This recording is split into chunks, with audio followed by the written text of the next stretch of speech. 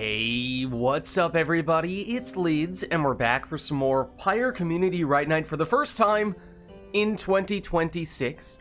That of course means we're in for some good old-fashioned multiplayer Pyre, featuring first and foremost none other than the members of the RITE Club Discord server, the place for all things multiplayer Pyre. And if you're interested in getting more involved in multiplayer Pyre, then you can join. I did say 2026, didn't I? Did I say the wrong year? Look, I'm getting used to it, okay? I think I said 2026. But anyways, those of you in chat, you are not off the hook. No, because you see the red circle with the white L below chat.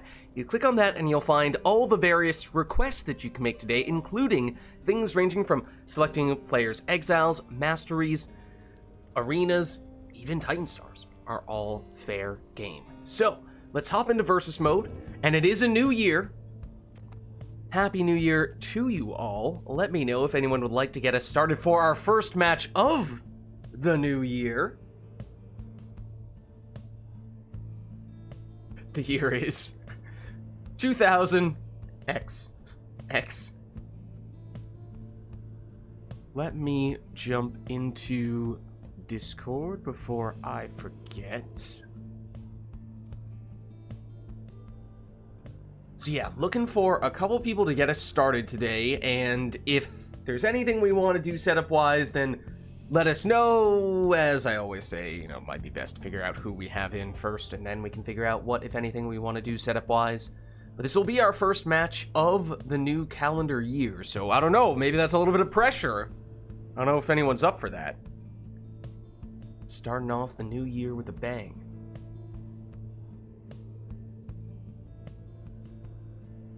Is that a Smash Bros. Reference? Really? I did not realize that.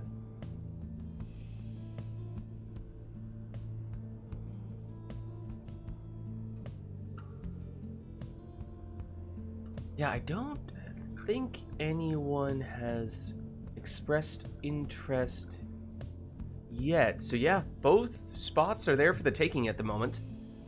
Let me know if anyone would like to claim one of them.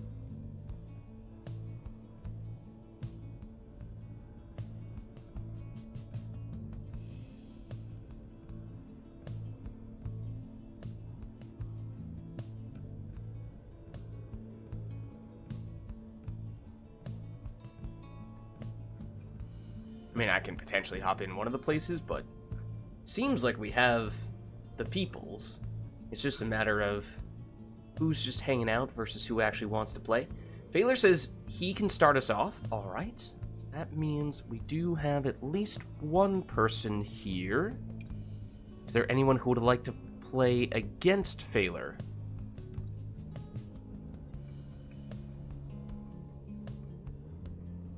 Ooh, Ansa. Sorry to hear that. Yeah, no worries. Heal up. Rest.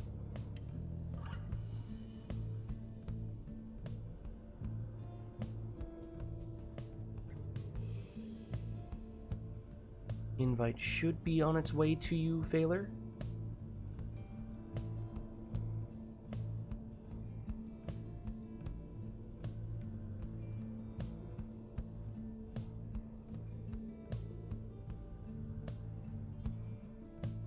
One more time.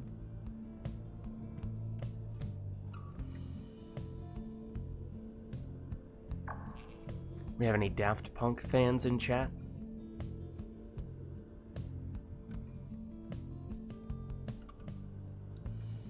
Wait, where'd he go?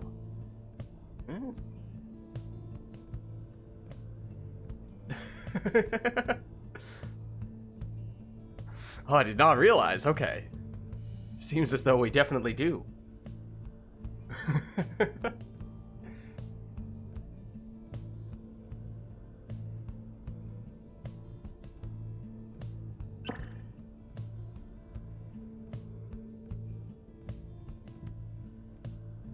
Alright, I think that means we do now have Failer in.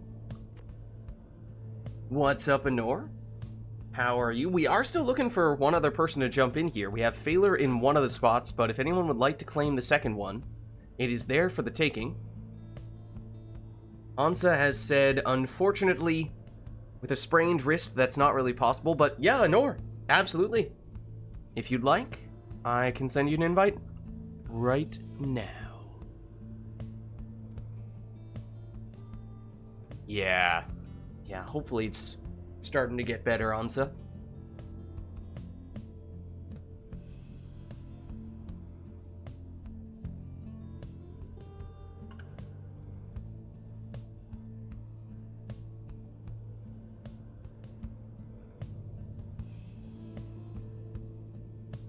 Okay. Invite should be on its way now, Anor.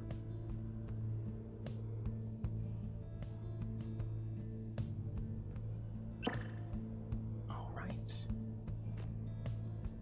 Once you both are in, if you guys could just confirm who's player 1 and who's player 2, and I'll start setting you up. Oh, okay. Good thing I asked, because that would not have been my guess. But such is the way of Steam Remote Play. We got Failer in here a minute before Anor. No, it doesn't matter. He's player 2. This is why you double check these things. Alright.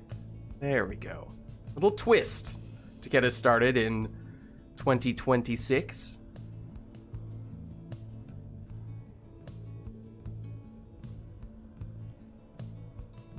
Alright, so we have established who is in for this one.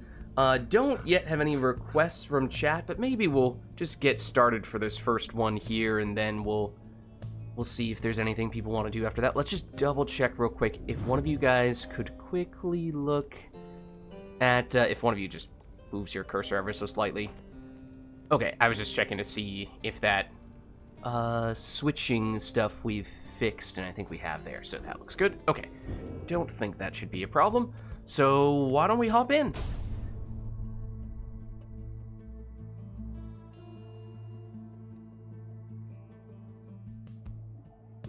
The time is nigh, exiles. You heed the summons to the spring of Jomir. You have this opportunity to prove your worth. We soon shall see who is the most deserving. Prepare yourselves, Nightwings. The Fates stand ready. The rite shall begin forthwith. Alright, so no requests from chat for this one. All up to the players to take whatever they would like, and that means it'll be Anor and Failer taking whatever teams they choose to get us started today with a Speedy Bertrude in the lead spot for Anor.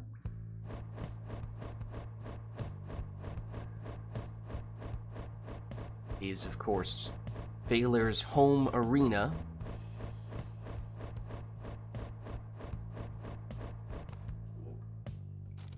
Drawing upon the home support of the Fate.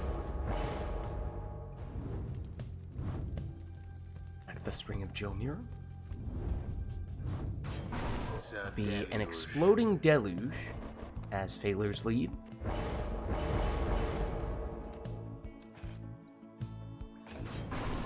Anor takes Webbed Lanthorn Tizo in the second spot.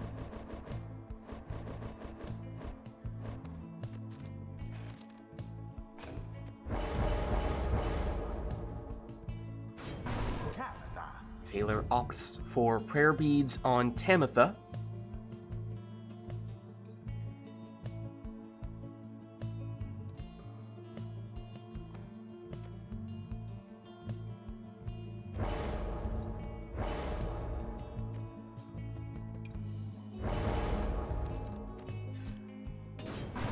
Nor will choose a Power Casting Headwind in the last spot.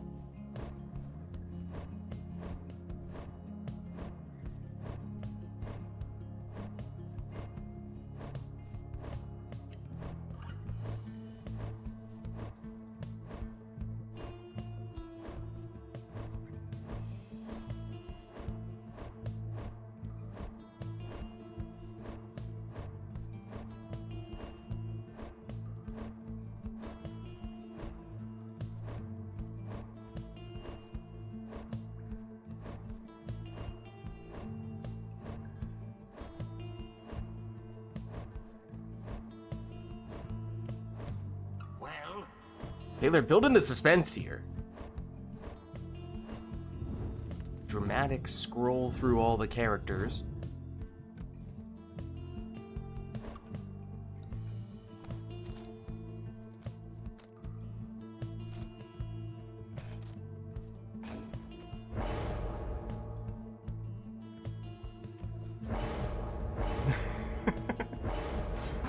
And it'll be a speedy Palmas in the last spot for him, and that means we are now set and ready to go for the first multiplayer Pyre match of 2026. Daler with the Fate against Anor on the Nightwings. Bertrude sidesteps the cast, does have a portal to go through, but Phaler's keeping an eye on it. But Anor does manage to sneak through and gets infinite stamina in the process that helps enable this 25 damage Crone Plunge, though it's only 25, because the players had exactly the same amount of starting Pyre life, so no bonus 5 damage from the Crone Mastery, and also a Plunge, so Anor is one character down for that reason, after seeing several characters get banished, almost conceded a score there. Stopped it, but then Phaler on the second attempt with Tamitha is able to plunge for 20, and she did have prayer beads, so she is back. That is not a concern for Phaler. Headwind through the portal, but then Deluge takes him out. Batizo returns for Anor. Gets it up to Bertrude. And she gets a huge cast there. And that sets her up for what is now a 30 damage plunge, because the players no longer have the same amount of Pyre life. Deluge shoulder smashed. Tamitha power casted. Tizo hits a roadblock.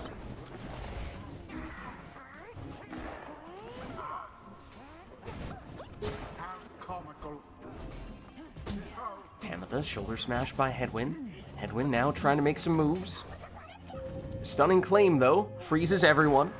For a brief moment there, Phaler had the only exile able to move. It was Palmas. Not enough time to do anything big with that opportunity, but after banishing everyone on Anor's team, has a chance to throw this one in for 25. Deluge chose to banish everyone, might have been able to go in directly. One way or another, it does end in a 15 damage Deluge score. I think same thing there. Phaler stopped right in front of the Pyre and realized, yeah, I could plunge here. Wait, that wasn't the plan. And once again, it does still end in a Deluge score, but there's a little reverse psychology there. I think Anor expecting Phaler to come crashing in with an exploding Deluge, and Phaler planning on doing just that, and when he didn't have to, it's just an odd moment of hesitation. Speaking of moments of hesitation, there's a stunning claim, freezing everyone in place for a couple seconds. Big cast indeed, but Phaler's still able to get it back with Deluge. Deluge again! This time just short with the throw, though. Tizo goes through Anor's portal, getting him roughly halfway across the arena. Now it's Headwind, but he's banished.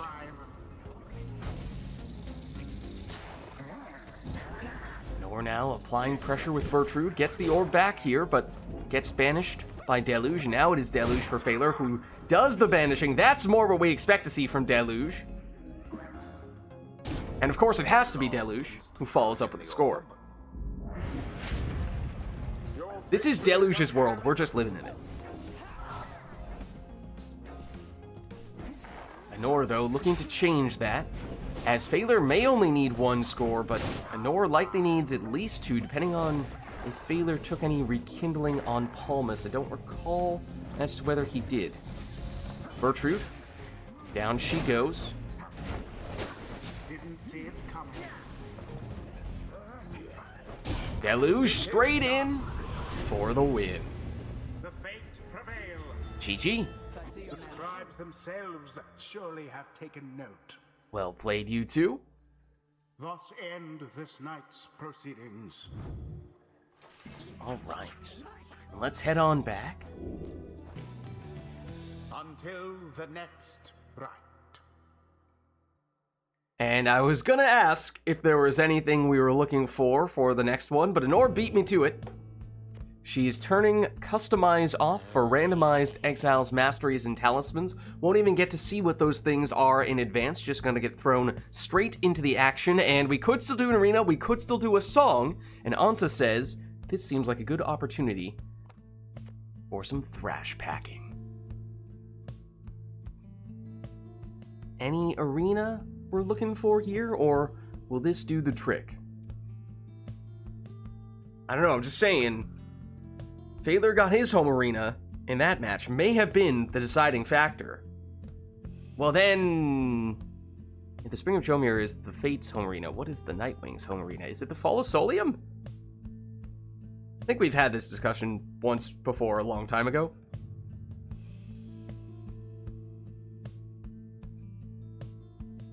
Because if it's not the Fall of Solium, the only arena that is unclaimed would be the Isle of Kalimur.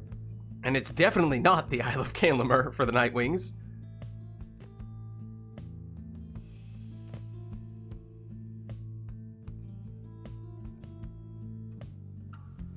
Well, I suppose, one way or another, we'll hop back in here. Maybe whatever this arena is, we'll count it as the home arena for the Nightwings. You are gathered at the cairn of Ha'ub. Apparently the cairn. You shall take part here in a glorious tradition.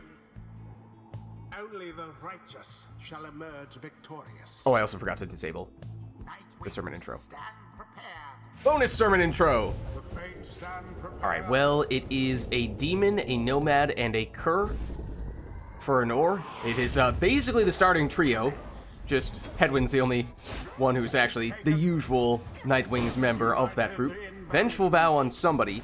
It's a sap, it's a demon, and it is a worm on Phaler's side. Some similarities to his previous team. He did not have a demon, but he did have a sap, and he did have a worm. Oh, also Honor is a howler.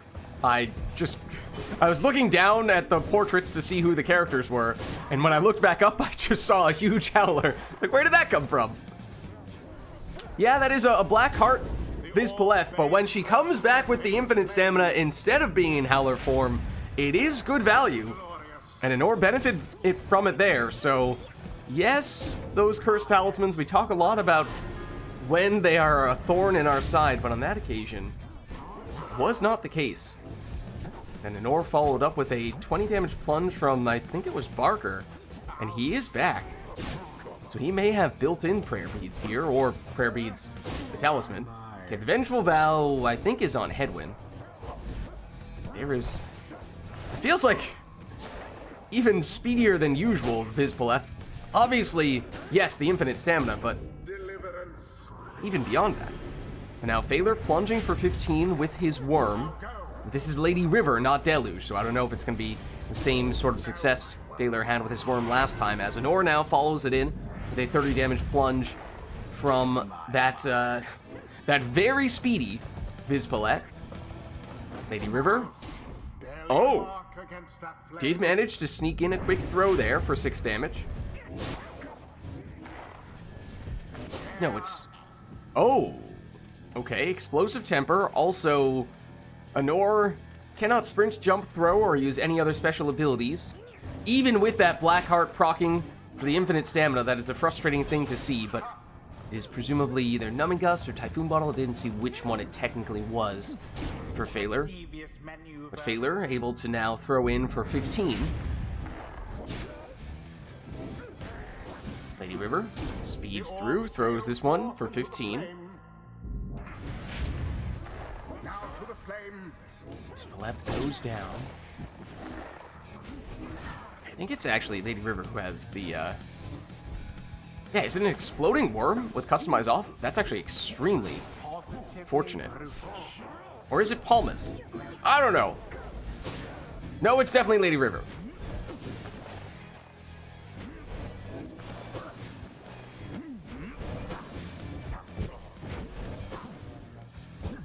Icky playing some hopscotch. Well, I dare Well, I dare say that was a big 30 damage plunge from Vids for an ore.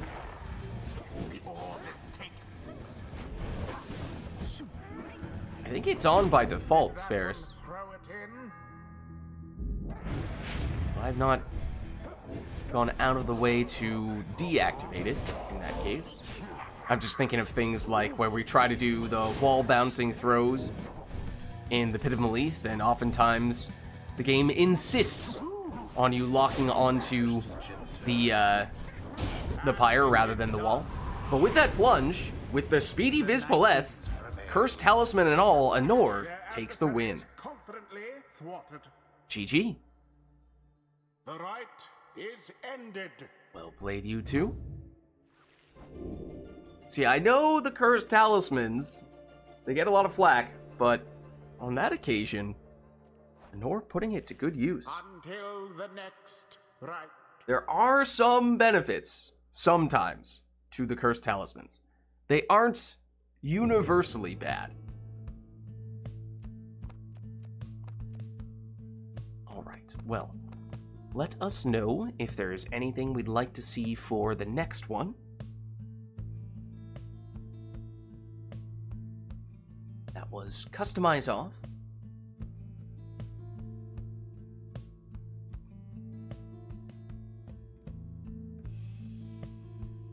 Ooh! Anor is requesting archetypes for what would be, once again, the first time of 2026. Of course, those being the guidelines to set up teams in a particular way, whether it be setup or the actual in-game execution. And I will randomly roll one of the, 33 archetypes and assign them to the players secretly so that only they know which archetype they've received. Okay, this one will first be Anor, because you are player 1.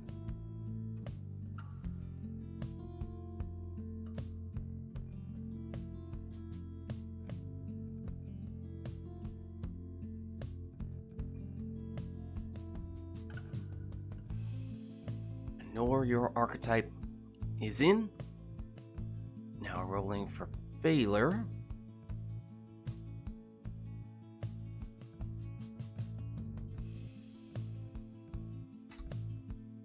Failure, your archetype is in. Let me know if either of you have clarifying questions, but remember, these archetypes are supposed to be pretty open-ended, so there should probably be a few ways to execute on those ideas, and so interpret them however you see fit. Don't necessarily need to go all in on the archetype theme, but it should be an important component of how you play this next match. So let's get started. Oh, hold on, Nesta Triesta as well. Of course, Spheris does not know what either player's archetype is. So as for whether that is more beneficial for one player or the other, well, we're just gonna have to see. The fate. Welcome. I don't think I got any questions from either of you, so you guys are free to just set up your archetypes now. What's up, Makoss? How are you? And Blue, good to see you as well. We're doing some matches between Anor and Failure.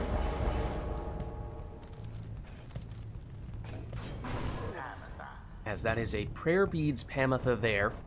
Previous match was Customize Off. This one is Archetypes. Match before that, they were taking whatever they wanted. As that is a Titan Tooth Tamatha in the first spot for Failure. Oh, happy birthday, Ari!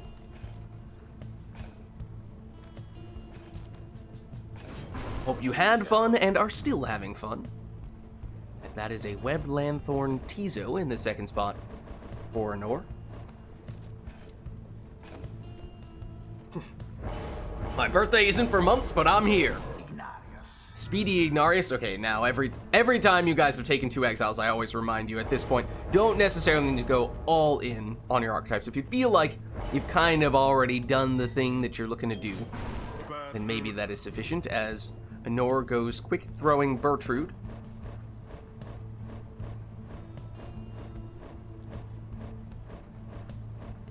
Wait, it's Blue's birthday? Wait, hold on.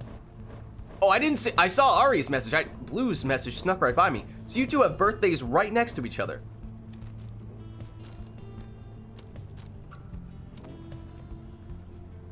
Wow. Then Exploding Deluge in the last spot for Phaler. So here we go. Both players with a secretly assigned archetype. Remember, some archetypes more based around the setup, others based around the way that the players play once the match has started. And that is Phaler getting us started with a 30 damage Demon Plunge, and it was Spheris from chat, a neutral third party who requested this arena.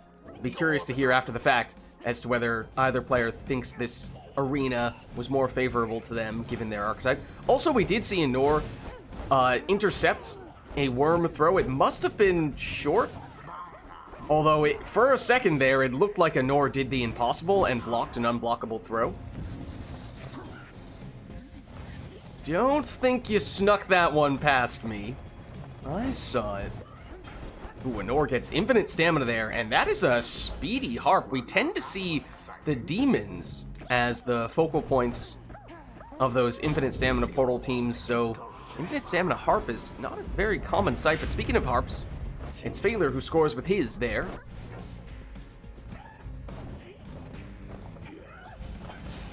Tizo and Pamitha. Pamitha retreats back over to Tizo, and Tizo thought about it. For a second there was a little flashback to, what was it, the first match? Where we had Phaler, or maybe the second match with Phaler's Deluge. Just stood there directly in front of the Pyre, was like, wait, I guess I'm just gonna score.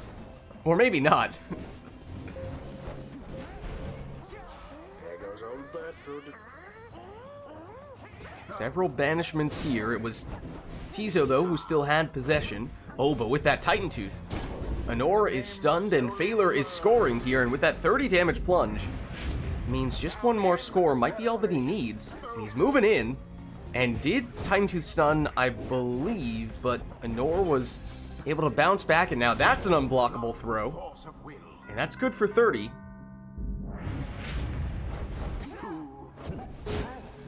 Yeah, if the worm throw is on its way down, and is low enough by the time it reaches your character, then it is technically, and same with the crone throws, it is possible still to catch it. Technically, there's a whole thing with the height of throws. Certain types of classes have throws that start at different heights, and then height will decrease as the throw progresses through the air, as Anor plunges for 20 there. So it technically is a pretty technical topic, so we are simplifying it more often than not, but there is a harp push from Phaler, knocking the defender out of the way and plunging in for the winning score. GG. Thus end this night's proceedings. Well played, you two. And that was an archetypes match, so you guys are welcome to share your archetypes if you would like. Till the stars align. Phaler had stun / knockback, emphasize using stun and or knockback. So I saw the Titan Tooth. Phaler, I'm curious. Did you... maybe I'm just being influenced by having seen you score the deciding points from a harp push. Were you thinking of harp push as falling under that category? Because I'd never really thought of it that way before, but I guess you could almost consider it a form of knockback. Definitely interesting. Yeah, I don't think when I was coming up with that archetype, had really thought of it from that angle, but I always love to see that, because as I've said before, when I was making the archetypes, I sort of had one or two things in mind for, this is probably how people are going to do it, but then every once in a while, someone just takes a totally different approach to it, which is cool to see. And then Anor had portals, which is quite straightforward. Emphasize using portals. Though, as I was saying in the match, hopefully I didn't give it away mid-match, Anor. But I did comment on how she had a different take on that as well, using the infinite stamina portals for harps rather than the usual demons.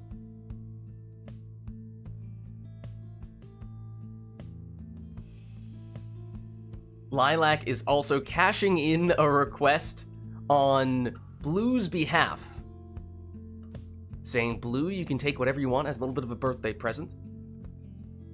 Then Phaler had Worm stun. Right, the demon stun knockback plus Titan Tooth, I think, were the main things that I was thinking of when it came to the stun slash knockback archetype.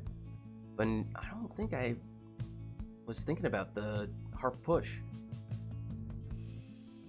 Macaws is interested in getting in.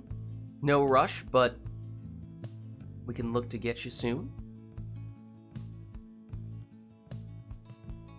Alright, Blue is pondering what the next match will be all about. Maybe it's all Oralex, but that is not possible. We can get one Oralec on each team if you'd like. What's up, iRotor? How's it going? Oh yeah, let's reset the arena. Good call. Oh yeah, and I am curious, given how Spheris came in with the Nest of Triesta request and didn't know which archetype either player had when making that request, did either of you feel like, ooh, nice, that's an arena I would have wanted? Was that an arena that inherently, sorry, I headbutted the microphone a little bit, was that an arena that was inherently favorable one way or another?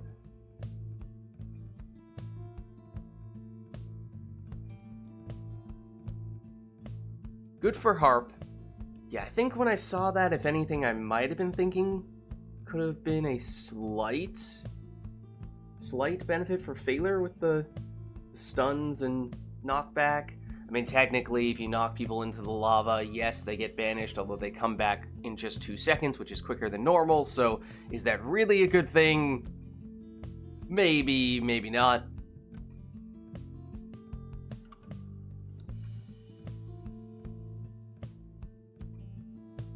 When curs fly? What are you talking about? Curs do fly. How do you think they have triple jump?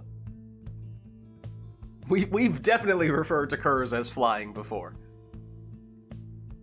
Not as often as of late, but... I'll play on controller when Falcon Ronaldo descends from the heavens.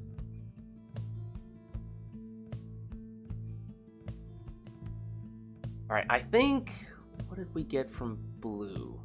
And I request Oralec on either team. Use them however you want. We can certainly do that. Oh, Blue is also getting close to Falcon Ron request territory, for what it's worth. He already descends from the heavens. He gets to the Fall of Solium before anyone.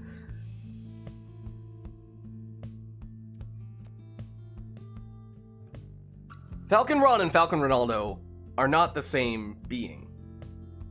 They are related, perhaps. Falcon Ronaldo is a godlike creature. Some might go as far as to say that he is omnipotent. Falcon Ron may be a little less so. Alright, so I think where we stand is this is a match in which both players must take Oralec. Doesn't matter how or where you do it. The Night Wings, but we should see an Oralec on both sides. Welcome. Who shall conduct the rites? I just realized, is this technically the one arena where you can never encounter Oralec? I don't think I ever really thought of it that way before, but that just kind of occurred to me. Yeah, there are only a limited number of times you can see him in any given campaign, but he can potentially show up in any other arena besides this, right? Well, it's Stowaway first for Anor. Phaler gets the quick throwing Oralec out of the way, so he's all set on that front.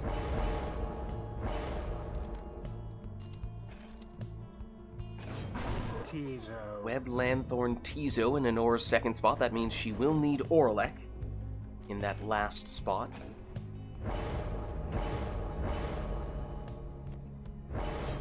Lanthorn, Raji. Yeah, what does that mean? I feel like there are all of you Pyre scholars out there. Perhaps you can interpret that. Why? What do we make out of Orlek never making an appearance in the book?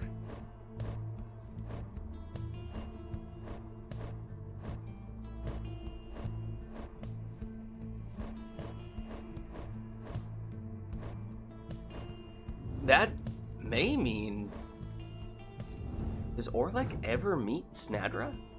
Or do they technically never cross paths? Maybe somewhat indirectly?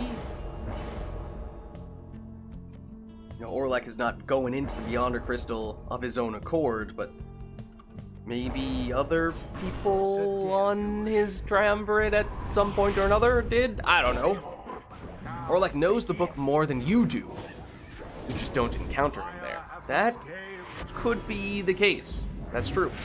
But anyways, there is Anor plunging for 25 with none other than Orlek, who, and then Phaler immediately follows up by throwing it in for 25 with his Orlek.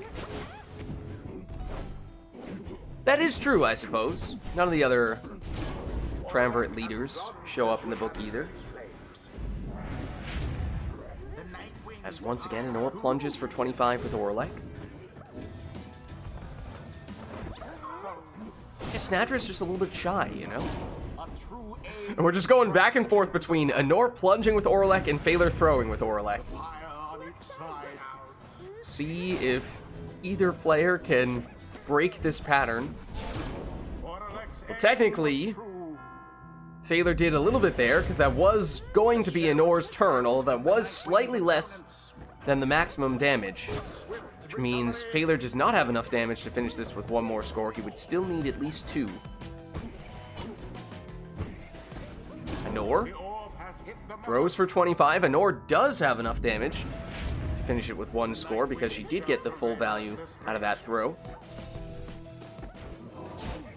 Gets rid of Phaler's Orlek. Starts moving over to hers, but... Ooh, down go both the Orleks. Phaler does manage to throw that one in, but now we have ourselves a sudden death match. Anyone could score for Phaler. For Anor, it would need to be Orlek. Anyone else, I think, would come up short. Here is Phaler with Orlek. Ooh, Anor somehow avoided getting banished by that throw. But Anor is defenseless here. So with that throw, Phaler takes the win. GG. I thought for certain they would not. Well played, you two. The rite is complete. Yeah, right, I wrote her. That's sort of what I was getting at. Is although we cannot ever see him in the book, and technically I guess that is the case for every other triumvirate captain. Until the next rite. He was a member of the Nightwings for, do we know how long? I mean, long enough for him to be a star of the Nightwings. So, you would imagine at some point he would have crossed paths with Snadra. I hope Orlek wins.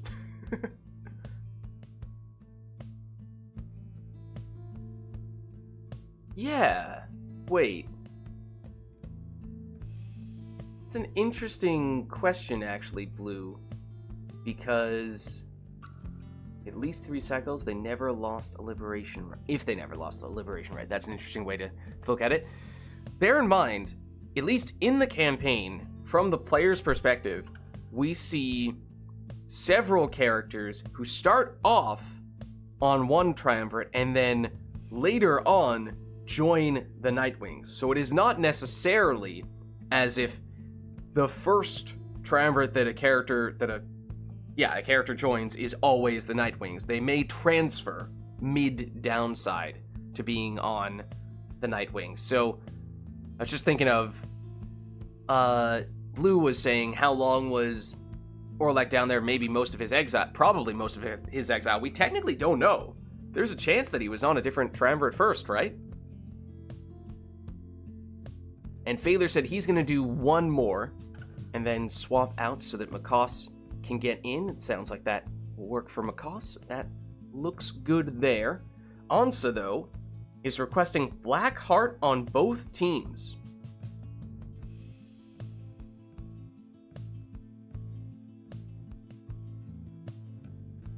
Yeah, I don't know, I wrote her.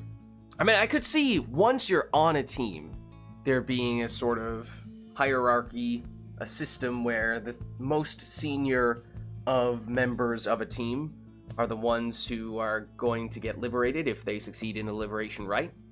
But then given how, I mean, we know, canonically, that at least transfers from other triumvirates to the Nightwings is very much a thing. Don't know if it ever happens between other triumvirates or from Nightwings onto other triumvirates. It does actually make you wonder. It becomes very hard to calculate what the appearances and time on given teams might be like for all the various characters.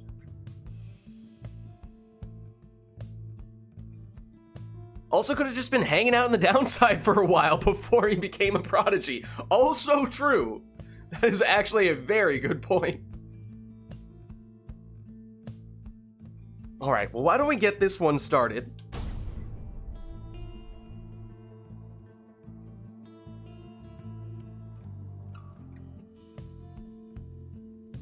The Nightwings shall confront We're back the fate. at the nest. Welcome. Who shall conduct the rites? Many moons pass, and yet you can't do your vocations. You have to just twiddle your thumbs. Volfred. Alright, so that is a nutrition stick on Volfred. We do have a request for the... Which Cursed Talisman was it for both teams?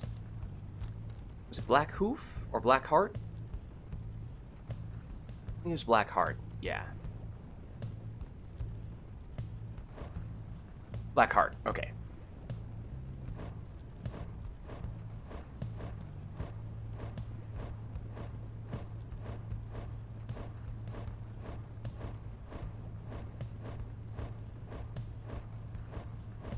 Yeah, and we don't have a good sense of, is the demonification process consistent in terms of how long it takes?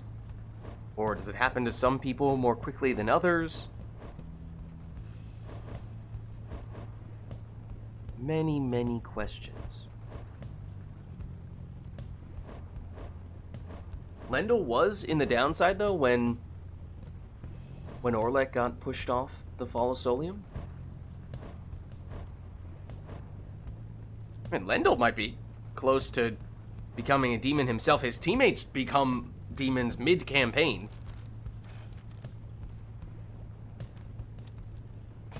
Looking at you, Viz Palette. Alright, Prayer Beads Tamitha is Phaler's first choice.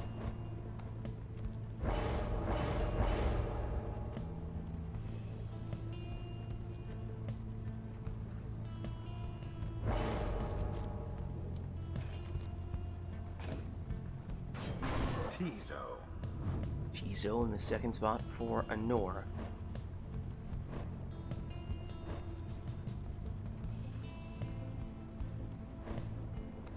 Oh, in his epilogue, it actually does say that Lendl became a demon.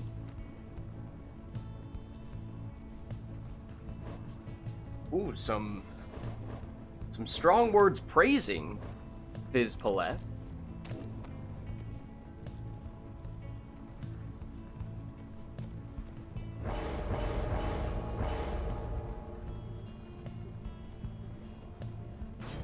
Messenger. There is the Black Heart for Phaler. It's on Messengerin. Well, by that account, any demon could be the goat. There's the Black Heart on Tamitha for Anor. Then there's, obviously, Ignarius. I don't know. Orlek. We're just going by demons. There are a lot of people who could be the GOAT. And that's a speedy Raji. That's double imp for Phaler.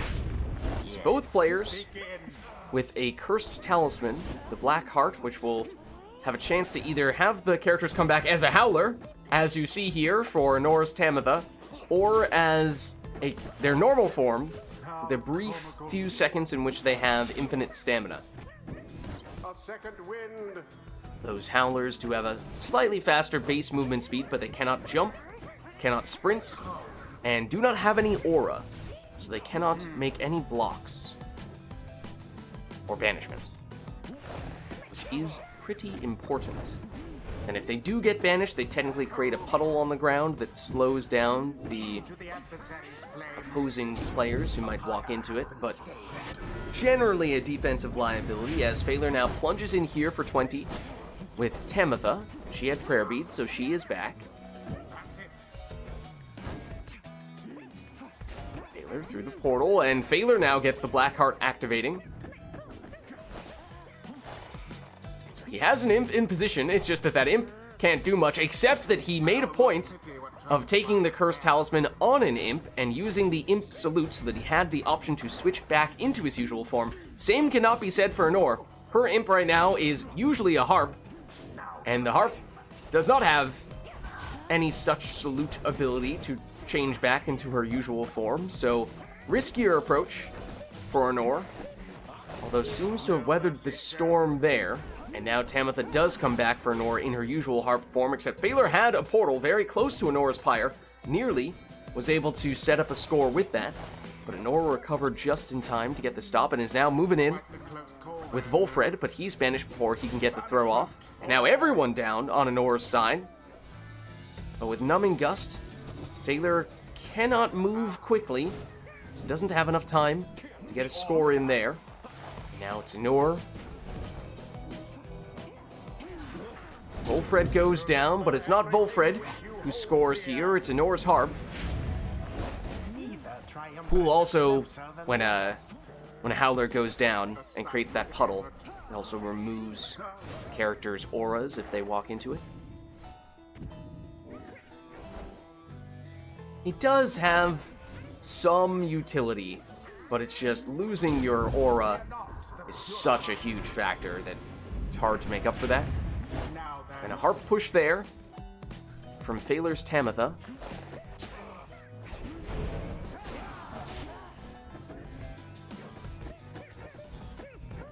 Double imp for Phaler. Loops around. Be gone now, Tamitha. And throws that one. And that's 21 damage there.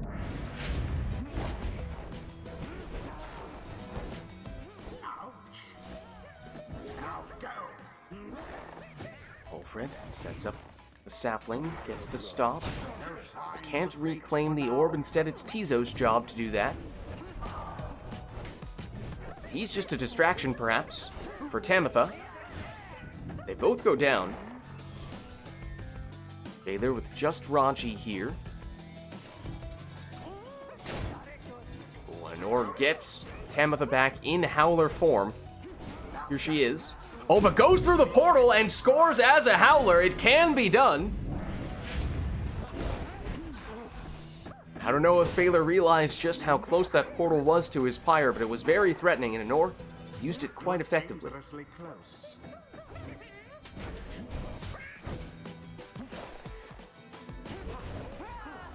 We're now moving in with Volfred.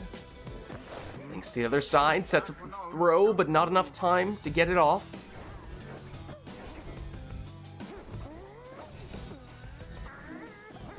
Charges up the throw, but Anor is in position to get the interception.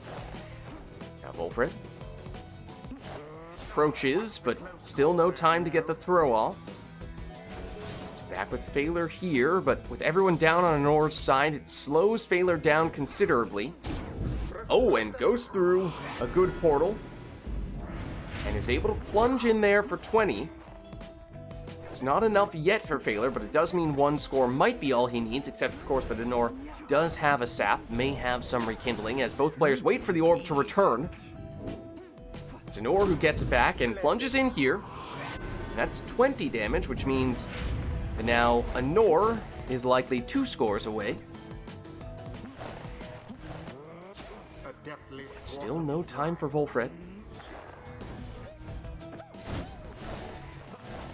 Taylor approaches with Raji, circles around, but Anor is patient, gets the stop. Now off to the races with Volfred. It's a quick 5 damage throw. Doesn't change the math that much here, though. Likely still a 2-score game for Anor. She is defenseless, at least for a moment. And with no rekindling, with that score, Failure is the winner. They brushed aside their adversaries without too much trouble. GG. The rite is done. Well played, you two. All right, well, let's head on back. Until the stars align. And I think Failure was saying he was looking to swap out here. And that means that if you are still interested and available, Makos, we can look to get you in now.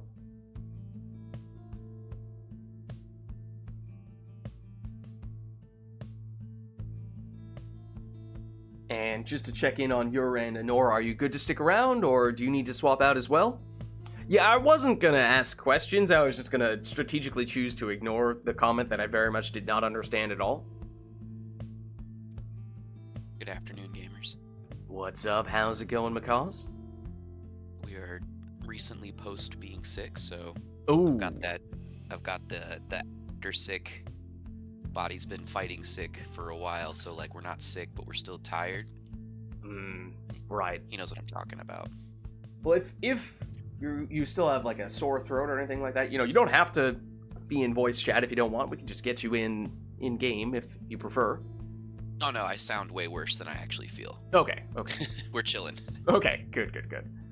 I appreciate you though. Let me get you an invite, Makos. And Anor seems to be saying can stick around, but could swap out in a couple of matches. Maybe just one more. Okay, so we might be looking for someone to take Anor's spot in the near future as well. So let us know if anyone else would like to get in, but let's at least do one here between Anor and Makos. It's been a while since I have faced off against Anor. All right. One could say you haven't done it all year.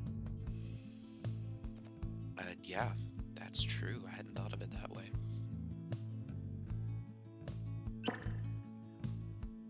All right, now Rotor says he might be able to swap in for Anor once Anor is ready to go. All right. Well, in that case, let us know if there is anything we'd like to see between Anor and Makos. Otherwise, this will be Makos's first match of the day, so could give him a chance to warm up here if we'd like. Makos, which triumvirate would you like to be today? The True Nightwings. True Nightwings it is. Nightwings against True Nightwings. Now that, usually you have to pay extra for that. You get it here free of charge, gamers. Ooh, and Anor says, let's do an Archetypes match. I'm down. I think, Makos, you also switched your microphone a little while back, right? Somewhat recently, if I remember correctly. Yeah, it doesn't sound like Garbo Town anymore. So between the recently coming back from being sick and the relatively new microphone thing, some people are like, wait, what? Why does Makos sound like that? Who is this man? New Makos, who dis? All right, I'm going to roll an archetype first for Anor. Oh, actually, let me double check. Anor, are you still player 1 and Makos, are you player 2 now? That was Anor that moved the cursor. I Okay, believe that okay. means she's player 1. Perfect. We got a little curveball last time, so just want to make sure. Okay. Anor rolling for you.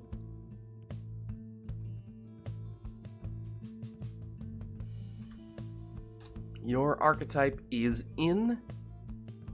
And now let me roll for costs.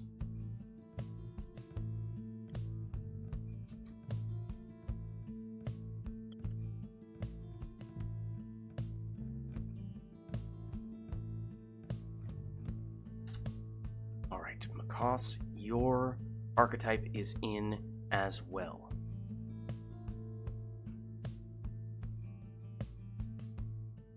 Let me know if either of you guys have questions. If you do, I can answer in Discord DMs to avoid revealing your archetype.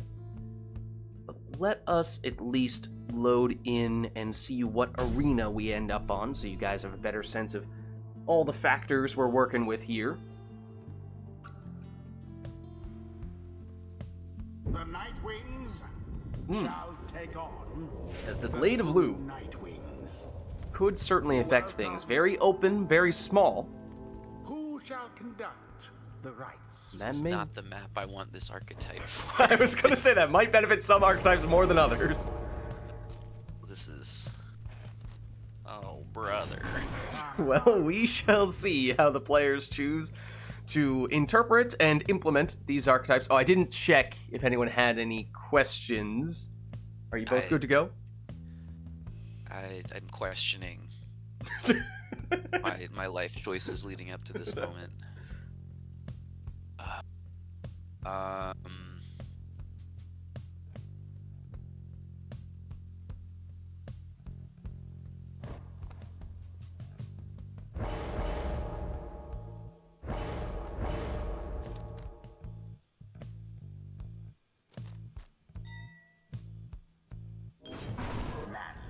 Quick throwing manly for Makos.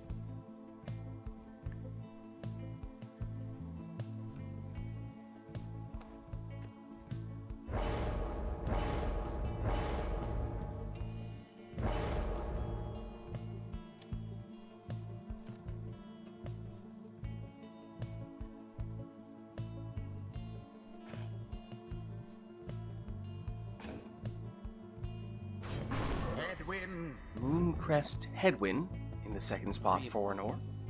Honor might have time for 2 matches. How quick we're gonna be done with this one. Oh, okay. This is... I don't think I'm gonna win. Let's put it that way. What do I do with you? I guess that, huh? Bertrude. It's a leeching Bertrude for Makos, who sounds absolutely convinced that that is the way he wants to go.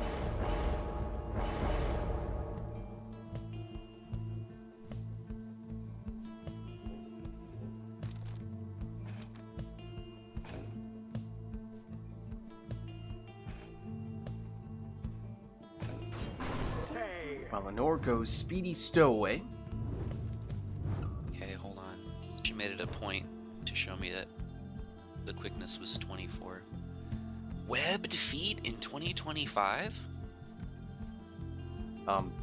Sorry, Makos. It's now 2026. Oh yeah, in 2026. It takes me about 2 months till about February before I get it right. Right. I was, So we should title this VOD Lids. Honor, in all caps, picks webbed feet, all caps, in 2026, and then like 7 exclamation points followed by 14 question marks. Ultimate clickbait. I don't know what you want, dude. What about like something like that? Let's do it. It's an exploding Snadra in the last spot for Makos, and here we go. They both have randomly rolled archetypes. We shall see how they manage to execute with those archetypes. And it is Honor getting us started with the 20 damage plunge. That was from Headwind, but now he's gone in this round.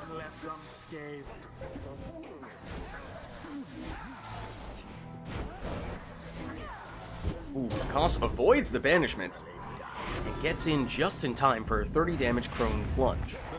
It does now mean there's no Bertrude in this round, although it actually got Leech out of that as well. So big value play there from Makos. All banished. Everyone down on Makos' side means now time for Honor to return the favor. 25, the sequel. Double banishment there from Anor's Pamitha. Then trying to switch to the stowaway, but she went down. Cos with Snadra.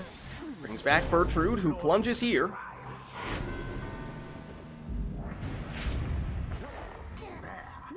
Stowaway first to the orb using that Savage Salute. A little bit of a scuffle in the middle. It's the Stowaway who emerges.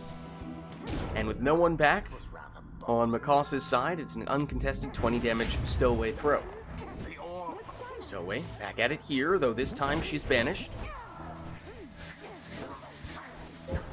Picks it up with Pamitha and plunges here. That's good for 20. Stowaway again. This time she goes down.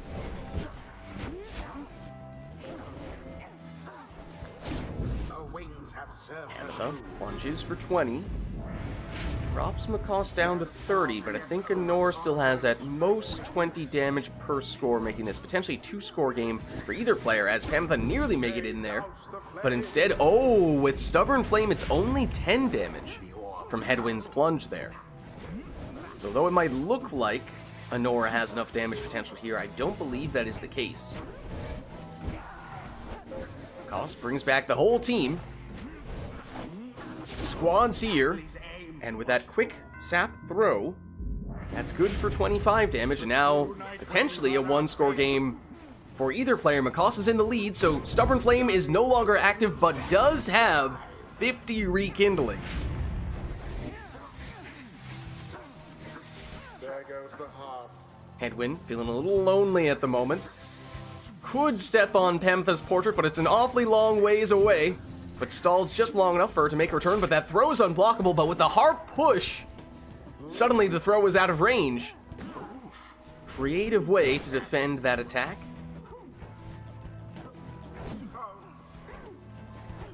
Pamitha plunges here. Now Anor back at full strength. Here's the Stowaway. Teleports, but goes down after getting the orb. Orb close to Makos's Pyre. Then Anor scoops it up and plunges almost immediately. And it means 1 score for either player at this point. Would do the trick in all likelihood. So sudden death now. The rekindling has already happened, and even with Stubborn Flame, Anor has enough damage to get the job done. I may or may not have combined Anor and Makos's name. That's okay. More glorious. GG. The GG. ceremony is complete. Well played, you two. Until the next rite.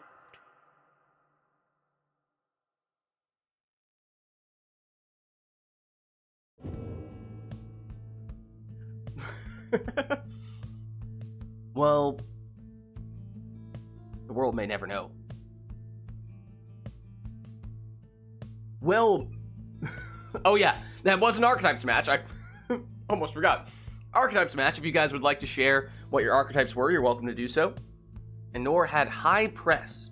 Aggressively pursue your opponent to win the orb back close to their pyre and facilitate easy scores. Yeah, I had support-centric, emphasize having lots of ways to passively support members of your team.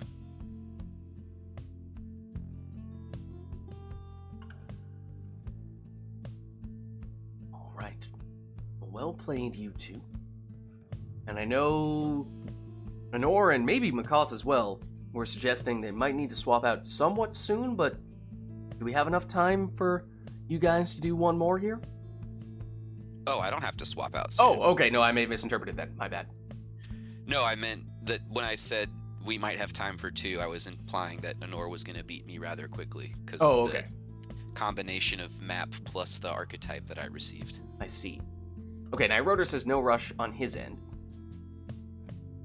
So, okay, why don't we do at least one more then between Anor and Makos, and then maybe we'll swap iRotor in Anor's place then? Just get a little more of this McNor? Is that what it was? McNor action? Already forget. Alright. So, let me just double check. I don't think we had... Oh!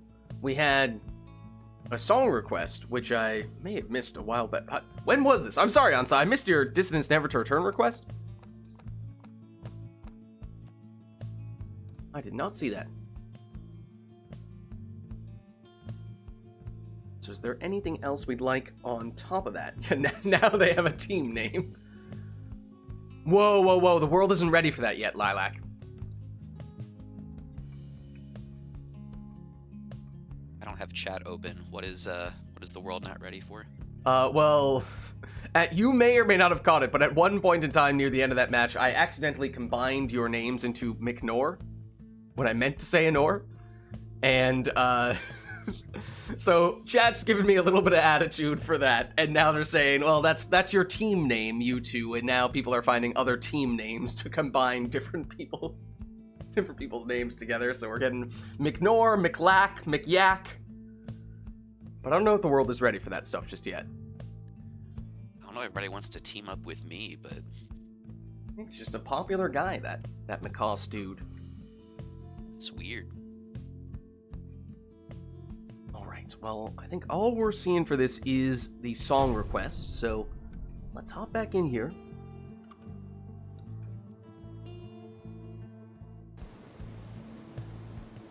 The Night Wings. So we're going from one extreme, the smallest arena, now to the largest arena. Welcome. Who shall conduct the rites? But no requests from chat in this one other than just a song. So it's Prayer Beads Pamitha for Anor. Yeah, it seems like we do have a lot of Macaws fans in chat right now.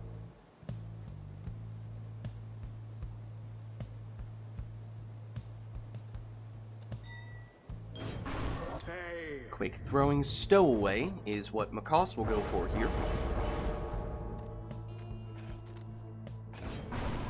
Maybe the MC in Macaw stands for main character? Galaxy brain approach right there. But you might be onto something. And Anor, we love you too, don't worry. Thanks, Ansa.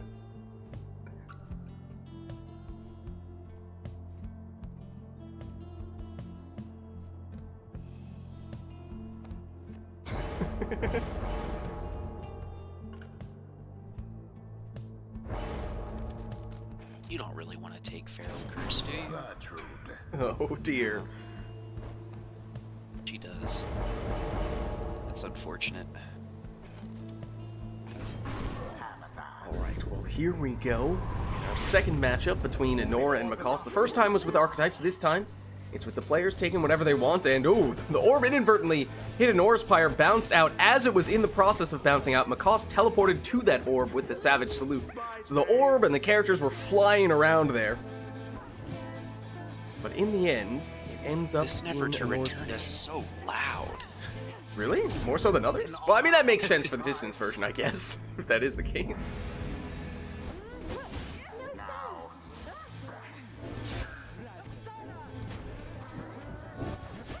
Also, fun fact, it is louder if you have the orb, Macaws.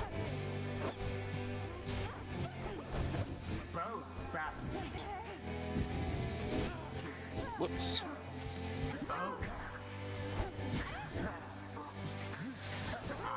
Gertrude blocked. Macaws gets it back here with Pamitha, but she's banished. No sign of the true Night Wings. As is the stowaway after teleporting to the orb. Macaws goes through the portal. Little hesitation move, fakes one way, then plunges in. Does Gertrude.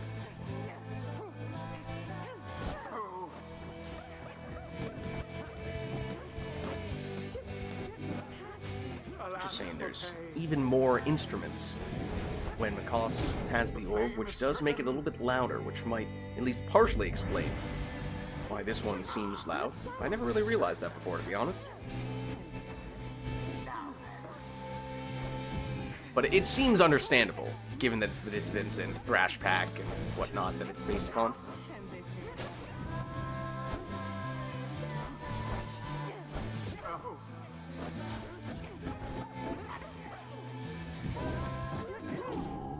Went quick throw there from Macaws, good for 20 damage. Palmer, vanishing throws, got rid of the defender. Oh, it's okay, we'll give it to him. The night wings seem to be falling behind. True night wings banished to the last. Everyone down on Macaws' side means time for an uncontested prone throw for Anor, and that drops Macaws down to 20. No more than a lick of flame remains. One score, likely all Anor needs, and there is the Feral Curse. Macaws defenseless here, and so Anor takes the win. The night wings prevail. GG. GG. A rite conducted with aplomb. Well played, you two. The rite is ended. All right, well, let's head on back. Until the stars align. And if it still works for you, iRotor, we can look to get you in here. Why is Feral Curse even a thing? It's kind of busted.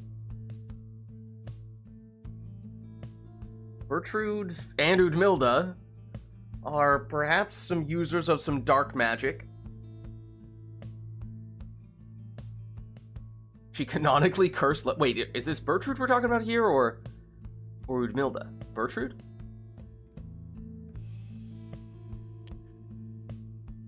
Bertrude does. Wow.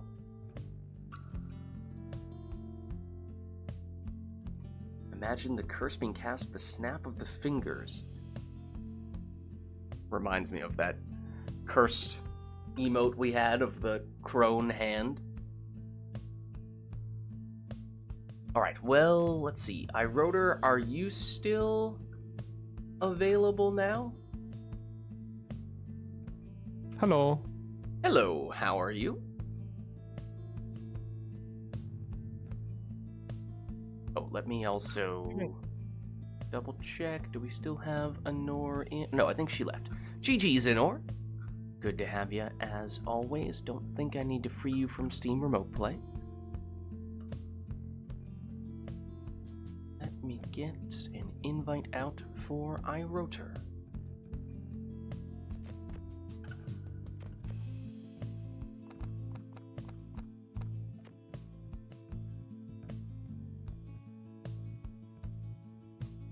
Again. Anor is requesting Path to Glory. Do you need another one, iRotor? Yes. Okay.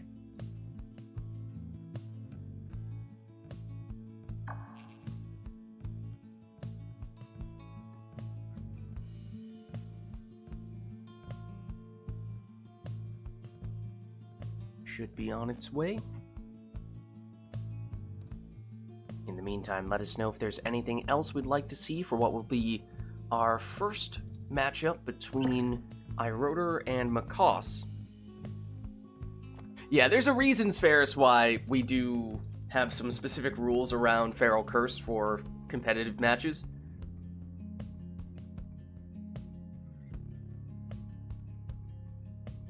Okay, and Lilac is turning Customize off here for randomized Exiles, Masteries, and Talismans. Looks like iRotor is now in the player 1 slots.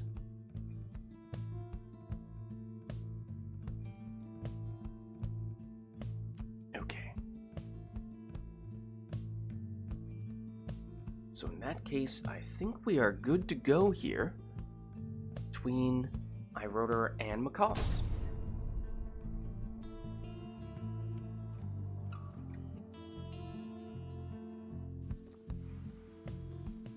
The withdrawn versus Back to the Glade. Seen a lot of that today.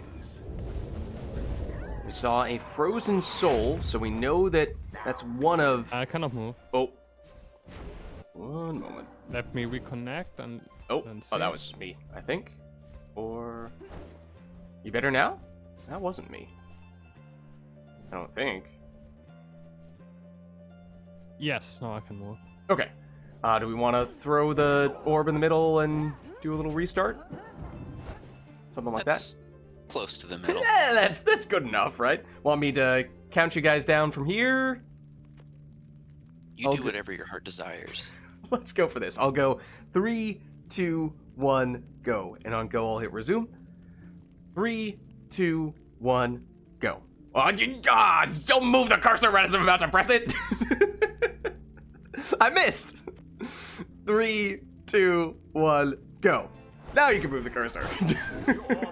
I mean, understandable. All right. So, Oh, let's see. that's Oh, there's a exciting. Titan Tooth. Oh, that is a big factor here. A flame is stricken. We saw one of Iroder's talismans. It starts off by reducing Makos's Pyre life by 10, but the Titan Tooth, that's a big deal. As now Iroder plunges for 20, no prayer beads from Zoxiana. He has a harp, a sap, and a worm. For Makos, it is this cur right here, who I think he was trying to throw with, but momentum took Barker in. That is the Titan Tooth character. Then Pamitha the harp and Ruki, so actually 2 curs on his end. Quick throw there, it's just 7 from Iroder. Ruki sneaks around the other side, but Iroder in position to get the interception.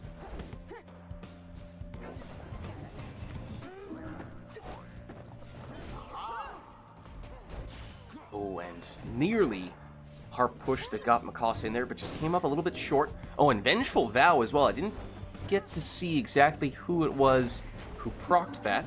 Banishing Throws on the other cur.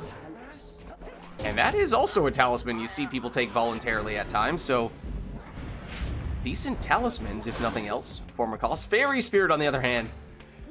Yes, there's the Easter egg meme. On the other hand, not typically something players take all that often. Everyone down on Makos's side, although those curs do come back quickly from banishment, so it could be hard for Iroder to banish everyone. United in banishment. Although that is the situation he finds himself in here, setting up an uncontested 20 damage throw.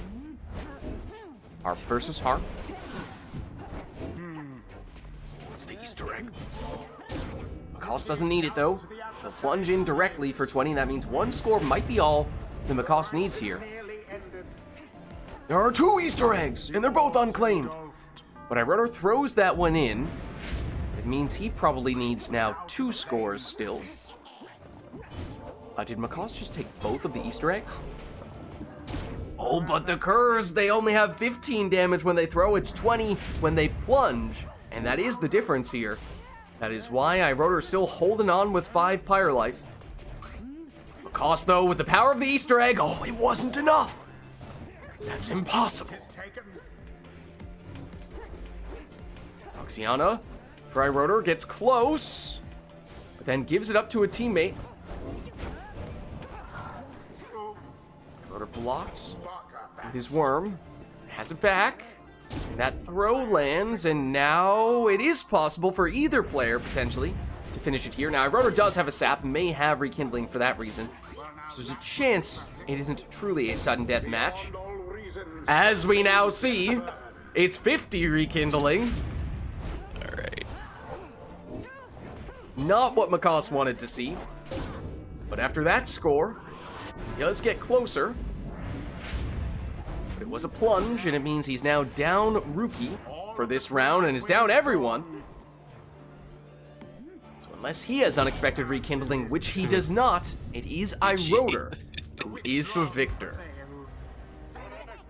I consider this 50 rekindling a fair exchange for the Titan too. He may have a point. This night's proceedings. GG. Well played, you two. Until the stars align.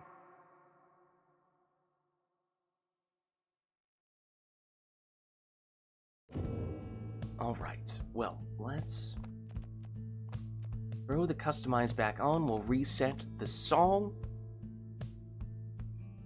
And let us know if there's anything we'd like to see for the next one. Otherwise, of course, if not, we can always leave it up to the players to go with whatever they'd like.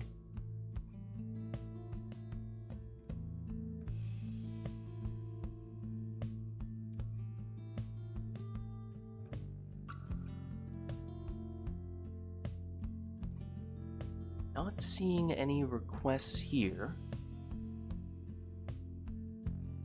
why don't we get the next one started?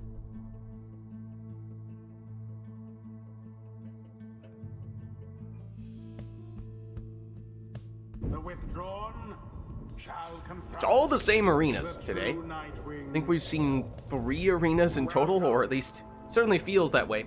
Oh, hold on. Who shall conduct the We do have a request for talismans, which I think we might just be able to squeeze in here. I'm not entirely sure what you mean by that, though, Ansa.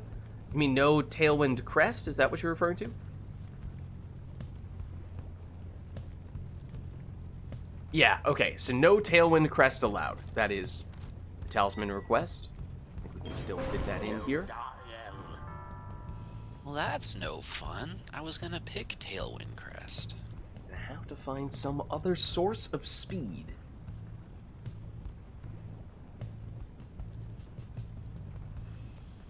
Oh, thanks, Ferris. Man,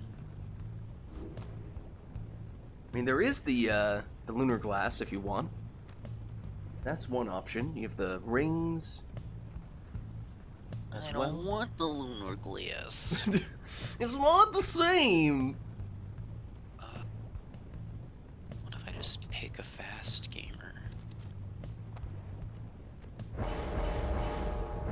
Choose someone. Yeah.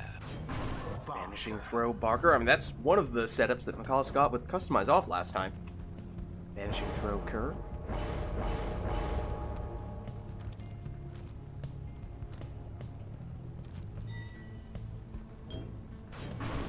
There's a ring for iRotor.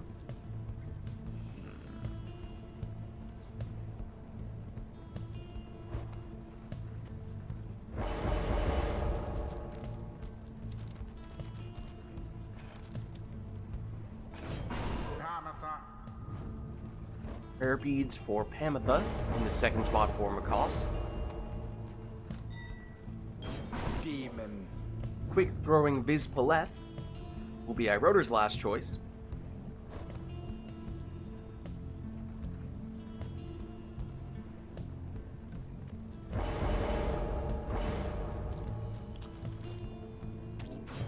And McCoss will go with Leech on Bertrude. There is the extra stamina and a little bit of extra quickness as well from the ring on iRotor's Demon. Though just 20 damage because of Stubborn Flame. iRotor did start with extra starting Pyre Life because of one of those Demon Masteries. So actually coming back to bite him a little bit in that way. Here's McCoss thrown in for 15 with his Kerr. Jody, infinite stamina. Sets her up for what is again just a 20 damage score because of that Stubborn Flame.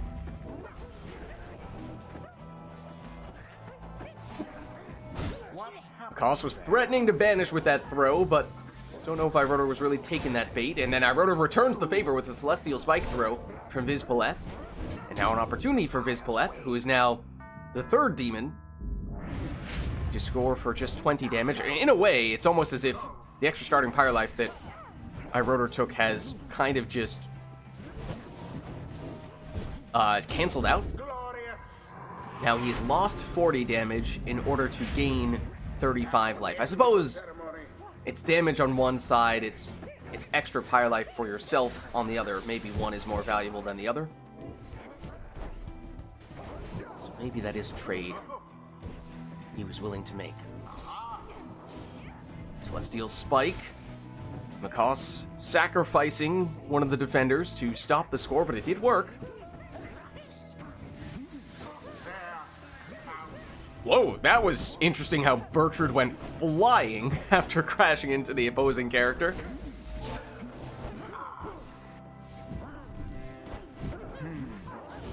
Vanishing throw from Viz Paleth, who now has an opportunity here Did you? to seal the deal. GG. The withdrawn. This is a disaster. Ah, well played, you two. Victory it was. Flying grandma? What, when Bertrude went soaring off to the side? Alright, well, let's head on back Until the next rite. and let us know if there is anything we would like to see for the next one.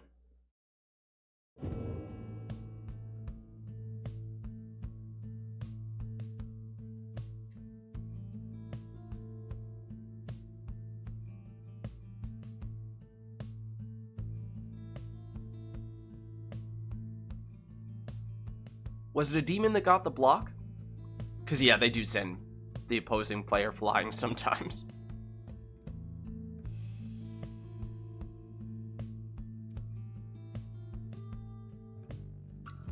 And Honor is bringing us back for another Archetypes match here. And in this case, with iRotor player 1, I'll roll for him first.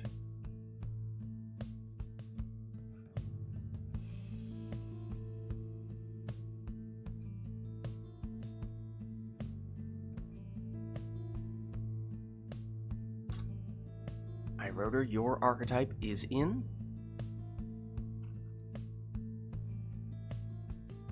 Now for Macaws.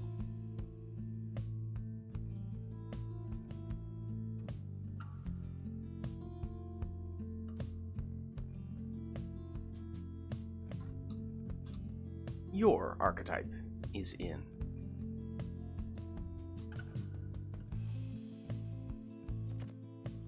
Alright, let's load into the arena, give the players more information, just strategize how they want to approach these archetypes, and let me know if either of you have any questions. The withdrawn shall take on the true Nightwings. Welcome. Who shall conduct the rites?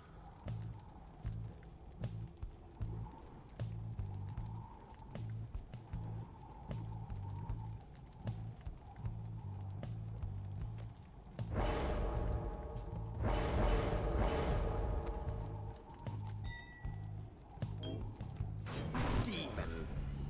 As iRotor will go with a quick throwing Bizpaleth in the first spot. There's the Tailwind Crest for Macaws, able to take it on this one. Oh, careful, you have a hangover effect on Raji.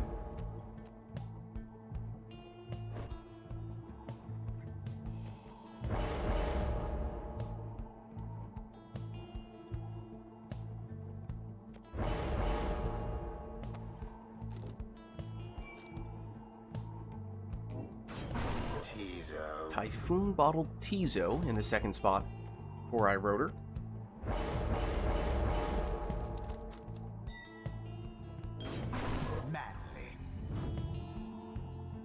Manly in the second spot for Macaws.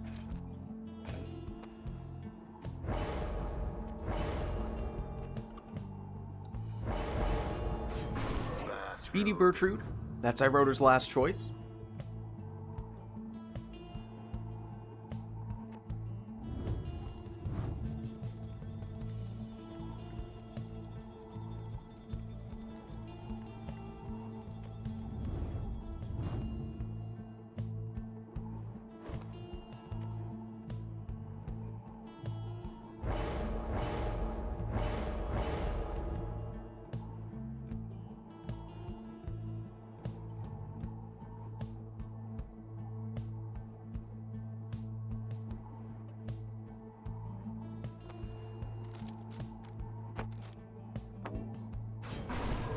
Be a Scribe Rock Messengering in the last spot for Macaws.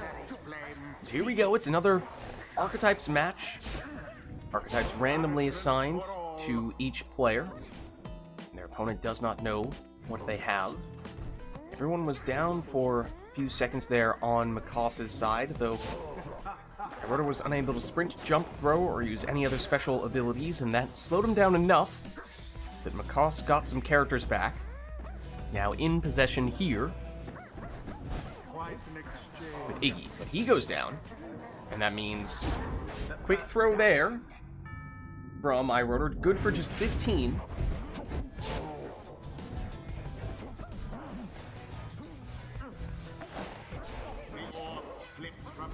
Series of banishments here. Everyone down on iRotor's side, so now opportunity for Macaws to throw that in, but with Stubborn Flame, that maxes out at 20 rather than the usual 30 damage. Macaws knocks back the defenders, and that sets up the Finger Guns plunge. But it does now mean no Iggy in this round for Macaws. Imp versus Imp. Rotor gets the orb back. Moves it up to Vids, who banishes, except the orb ends up in the sapling aura, helping Makoss to get it back. And then Makoss gets staggered through his own portal, which sends him flying even further. Interesting way that played out there. Back in possession now, though, with Messenger in. Someone grasp the orb. Banished all of them. Everyone down on Makoss's side, but Iroder unable to throw. Now that Makoss does have someone back, though, it's fair game. Everyone down on Iroder's side, so now the shoe is on the other foot. A swift recovery. And once again, players getting a taste of their own medicine. Sorry, Manly. Where is... Oh, Makoss's portal is hidden behind that hockey puck. It was devious for a second there. Now that is how snug. Iroder had a demon in position to receive the pass and immediately plunge. Too slow, That was good for 30 damage, but it does mean that now it is Vids who is out for this round, but with an unblockable throw... Oh, he did get that off for a second. I wasn't sure if that was Iroder dropping the orb or actually finishing the throw. Pyre now burns. Well, he did, and it landed, and that means we are now tied at 60 Pyre life apiece. Manly. A little lonely here.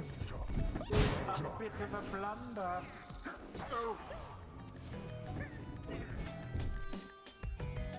Messenger Imp waits for reinforcements. They come in the form of Manly, but he goes down. Now, however, Iggy is back.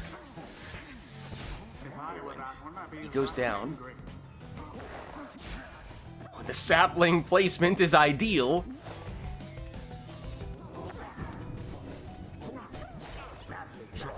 Makoss back with Iggy. Demons taking turns, hopping in the general direction of the opposing demon.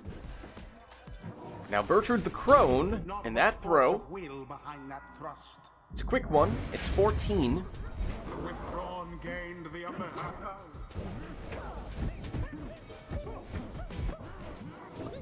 Vanishing throws from Vids.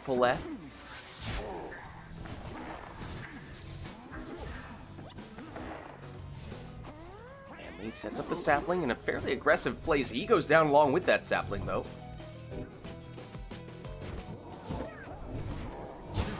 Vanishing throws take a couple of victims here.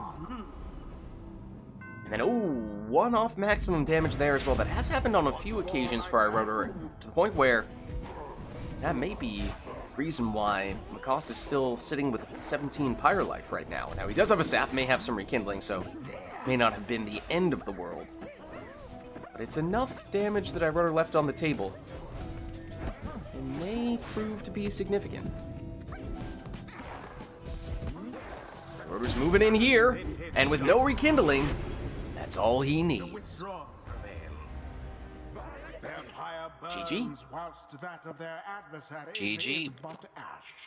Well played, you two. The right is complete. I don't believe that anybody can request that Until song. the stars align. How's it going, Chewing Dragon?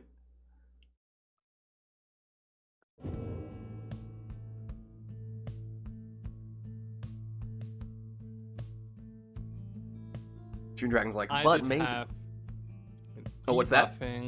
Have ways to passively debuff your opponent. Oh, yes, right. That was an Archetypes match. You were welcome to share your Bottle. Archetypes. I forgot once again. Typhoon Bottle and Stubborn Flame. Yeah, so it's debuffs for Iroder. That'll do it. I had positional / area control / denial. Control where your opponents can and cannot go by strategically positioning large auras. I don't remember when we last had that one, Makoss. There's actually a chance that might be the first time anyone has had that. Maybe a long time ago. I thought we had now gotten to the point where we had seen every archetype, but then I was second-guessing myself once I sent that to you and I was scrolling up like, has McCall seen this before? I don't remember anyone else getting this. I keep getting all these defensive comps.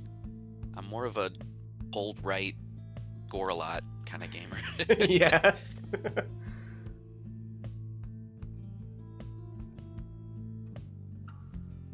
Alright, well, not... If you want to do an actual song request that we can do, Chewing Dragon, then by all means let us know. But otherwise, I don't think we have any requests right now for this one.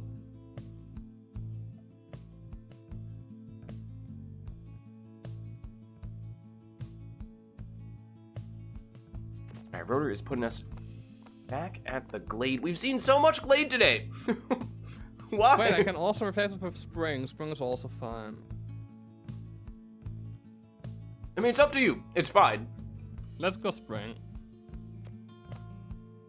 I'm just noticing that we haven't seen the boat, we haven't seen the pit, we've got the cairn maybe once, we haven't seen the ridge. There's a lot of arenas we haven't seen because we have so many repeats. You said spring? Yes. Okay.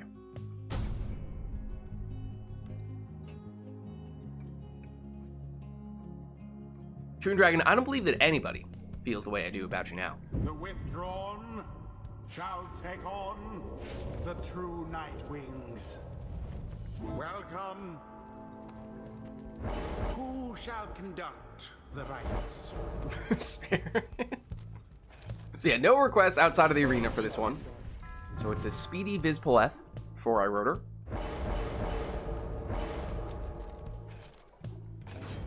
Bertrude. Then Bertrude on the other side for Macaws.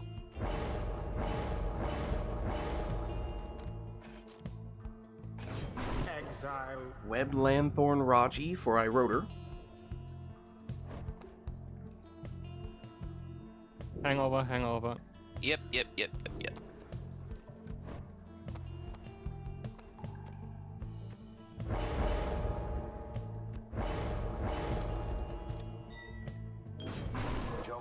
Quick throwing Jody for Macaws.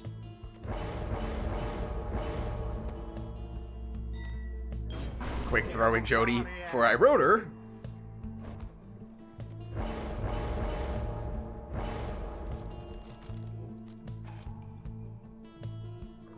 Hangover, hangover, hangover. Oh, that's all the hangover. Brock also gets that. Oops, all hangovers. It's like oops, all berries, but not for children.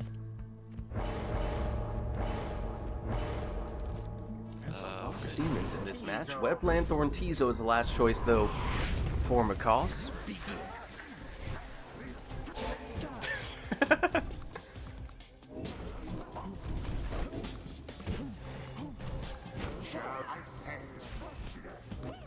I don't know, Chewing Dragon. Maybe. It's gonna be the one that saves us?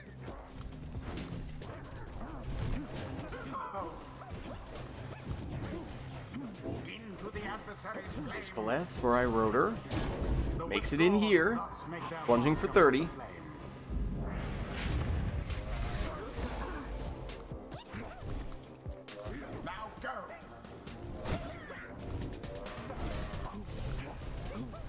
Ooh, infinite stamina. Very speedy move there from Acosta. 1 off maximum damage. Oh, I was gonna say, after all, this is basketball.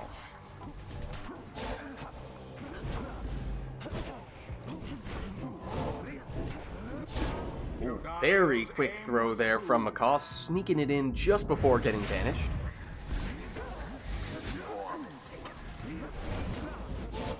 Oh, Jody gets sniped there, though. Tiny little orb. iRotor picks it back up, and no one back defensively. Everyone was banished for Macaw, so uncontested scoring opportunity. Leads to a 15 damage imp throw for iRotor.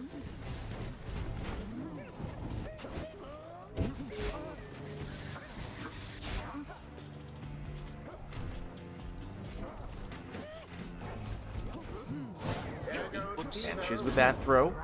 Follows up with a 30 damage score of the throwing variety. And then there's the Crone Salute from Macaws. That sets up an uncontested, or functionally uncontested, 30 damage Crone throw. One score may still be all that Iroder needs here. Whereas Macaws likely needs 2, and with that score, it is Iroder who takes the win. GG. Perhaps they do deserve their freedom after all. The rite is done. All right, let's head on back. Until the next rite. And let us know, chat, if there's anything we'd like to see for the next one.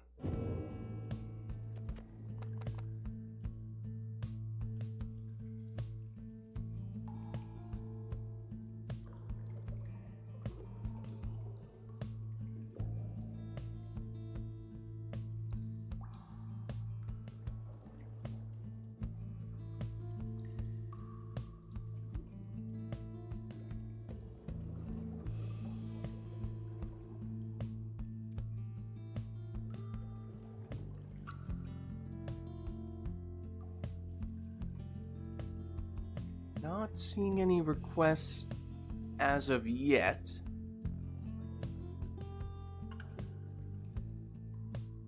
why don't we hop back in?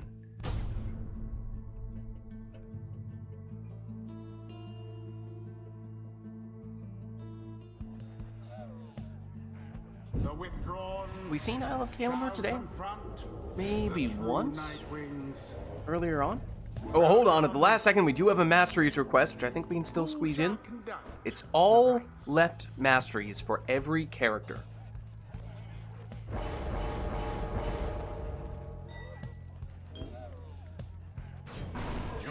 Iroder opts to do that with a quick throwing Jodario.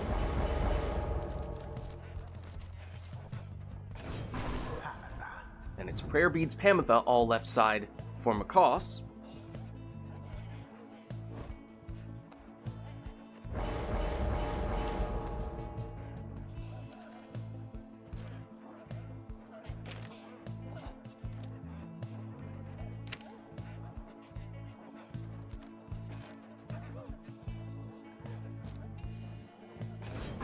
Speedy Palmas for Iroder.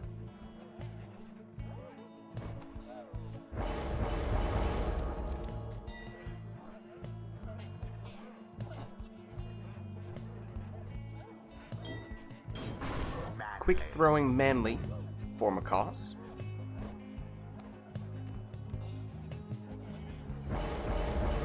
Oh, did someone request Dread Design? Did I miss that?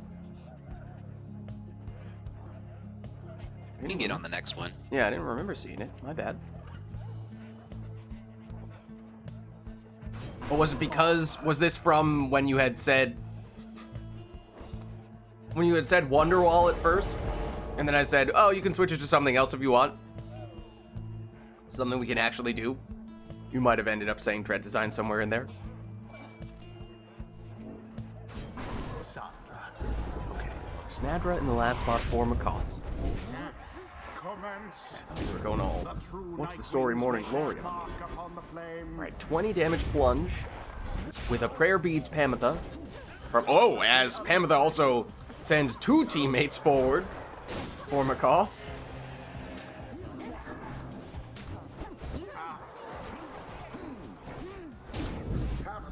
Macaws flies in this time for 20.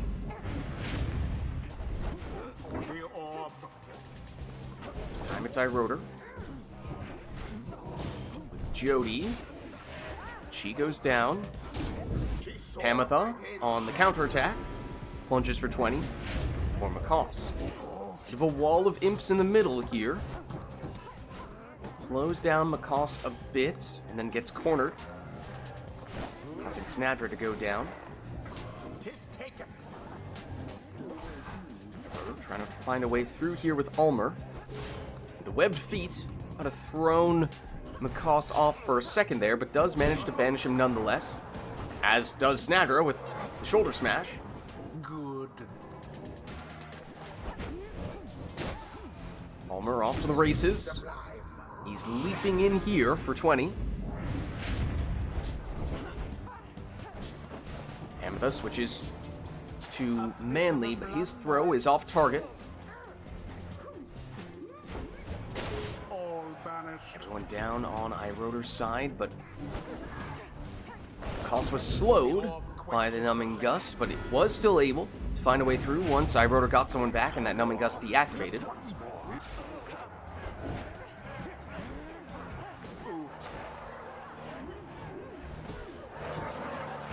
Snatcher taking some names here with these shoulder smashes, but iRotor does still manage to get the orb back here and sneaks through with Ulmer.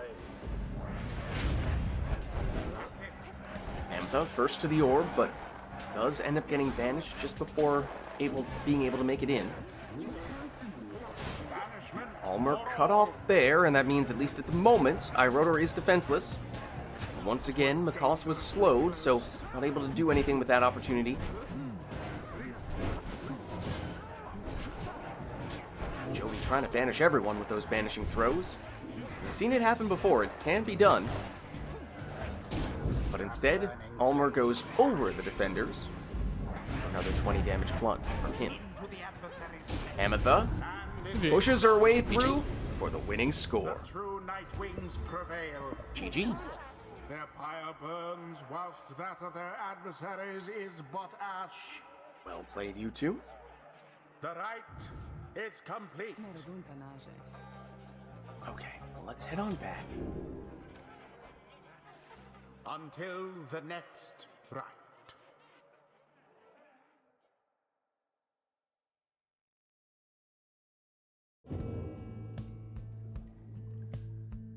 Okay, so I believe, at one point in time, had a dread design in there. Catch you later, Ansa. Catch you on the flip-flop. If we're catching you on the flip-flop when we're in the downside, does that mean we're seeing them in the Commonwealth? You've already put far more thought into that statement than I have.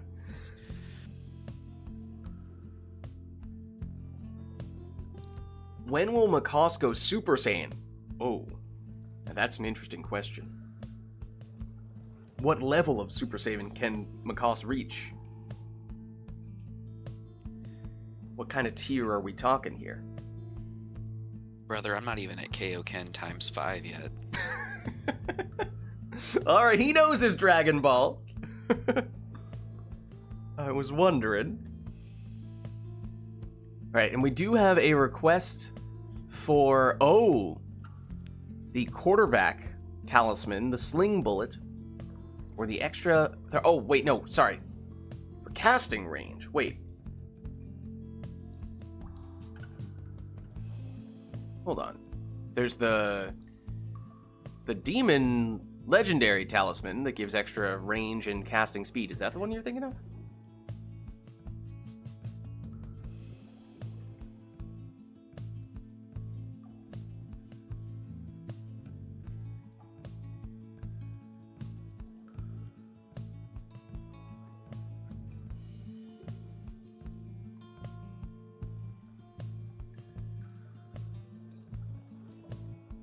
Oh, the Thorn Knot.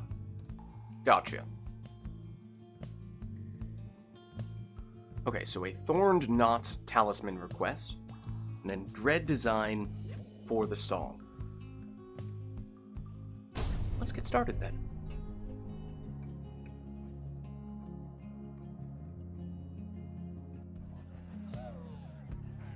The withdrawn shall now face the true Nightwings. Always a repeat arena.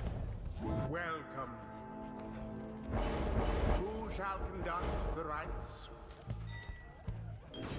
Like, you phrased it as a pose. Alright, what am I supposed to do again? Thorned completely Knot forgot. talisman is the only thing. I have to take Thorned Knot on someone. Indeed. Understood. Let's just get her over with.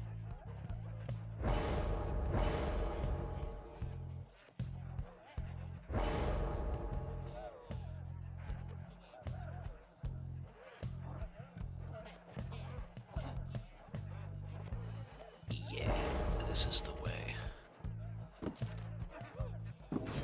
It's a deluge. Alright, so Thorned Knot Deluge for Macaws. Rotor led with Vids. Now goes Webbed Lanthorn Raji. Does still need to take Thorned Knot in the last spot.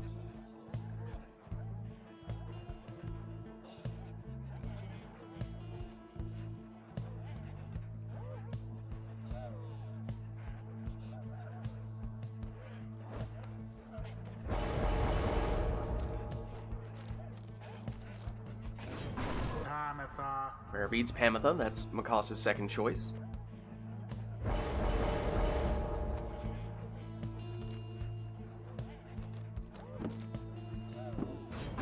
There's the Thorned Knot. It's going on Tizo for iRotor.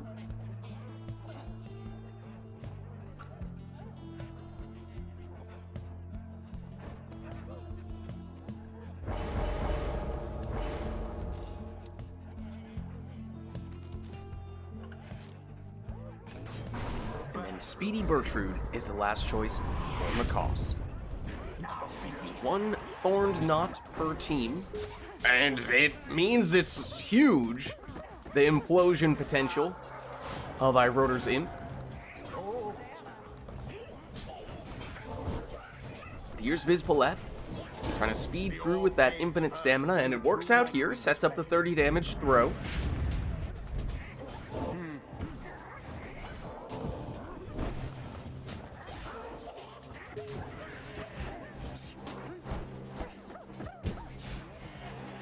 Sneak through with Tizo. Oh. Ah! Have a frozen screen. Do you hear me? Yes. Okay. Hear you fine. Okay, now it works again. If we unpause quickly, can we see if it's still... Just need to test if, like, controls were messed up or something? No, my screen just was frozen completely. Oh, weird. Any better?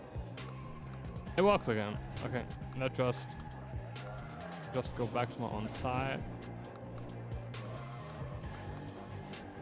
Want me to count you down? Just take it from here. Sure. Alright, I'll give you guys the countdown. I'll go 3, 2, 1, go, and then I'll hit resume. 3, 2, 1, go. I use the buttons. No law against throwing. It's a 22 damage throw from a cost there. Wall of Imps near Macaws' Pyre.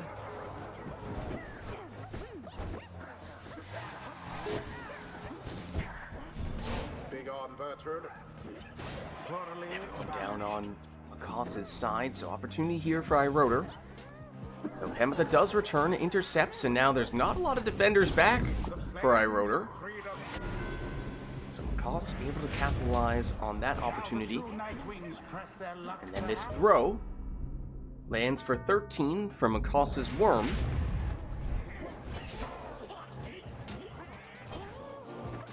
Tizo, iRotor, blocked and banished. Bertrude cornered. Now Vids' turn and has a little bit of room to work here. Just enough time to get in a 30 damage throw. A show of strength from the True Nightwing's foe. Switches in. Oh, that was a lightning fast leap from Macaws' Crone. Once more like that, and we are finished here. It means one more score for Macaws might be all he needs, whereas iRotor will need one more after this. Now, it is perhaps a sudden death match. Shall the withdrawn further press their luck? In all likelihood, any character in almost any circumstance would have enough damage, barring a very quick throw. iRotor in possession, flying through with his Imp, gets the job done. I had to react quickly before that curse came out. Or you could say GG. they managed to avoid defeat. The ceremony is complete. Well played, you two. Alright, let's let's head on back. Until the stars align. And let us know, chat, if there's anything we'd like to see for the next one.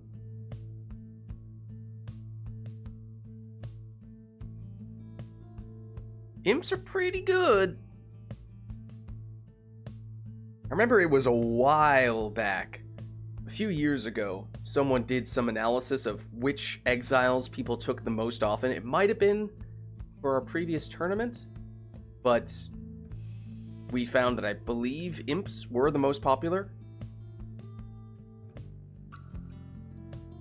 I think Lilac expressed interest in getting in a little while ago, and now Core, how's it going?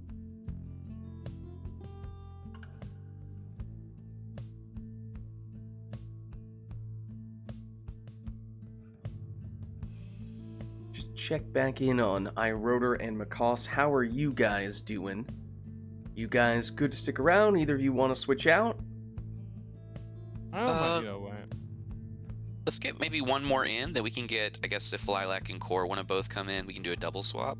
Or if I can hop out first since I've been playing longer than iRotor. Alright, we can do something like that. We do have a request for randomized exiles based on the Discord bot. It's been a little while since we last broke out that technology, that approach. We haven't done it all year. Alright, well. Let's see. Bot commands.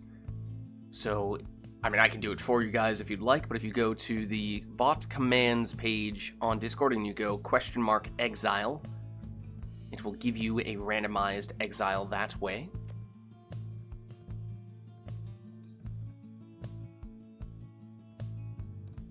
Or I can roll for you. It's also possible.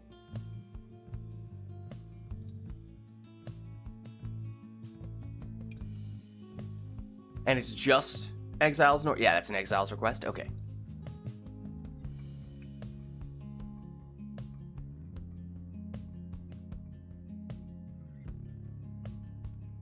This is not iRotor, nor is it Macoss who just rolled those characters. Yeah, I was about to just. I was like, wait a second. Who did that? Right, do you want me to roll for you guys? I got it. Okay. So I'll roll for me. Exile. Bertrude. Get Ertrude. Oh, Anor, does it need to be in the order that they show up here, or can the players mix things around?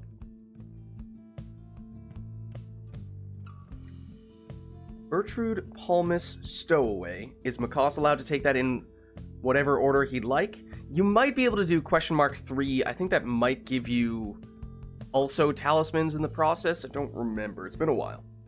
Which technically is more information than we need here, but you could just ignore the talisman. Then Volfred, Messenger Imp, Vizpaleth is the combo for iRotor. I think, again, the key question is just, do they have to take it in the characters in the order they show up here, or can they shuffle around however they see fit? Because they may, in some cases, prefer to switch around the order in which they take them.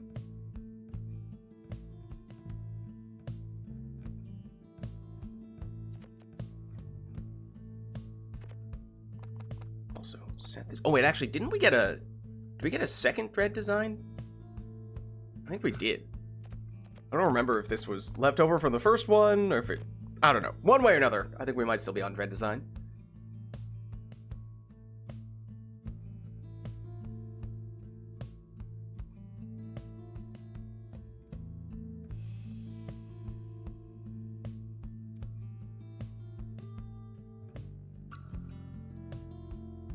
Alright, well, let's load in.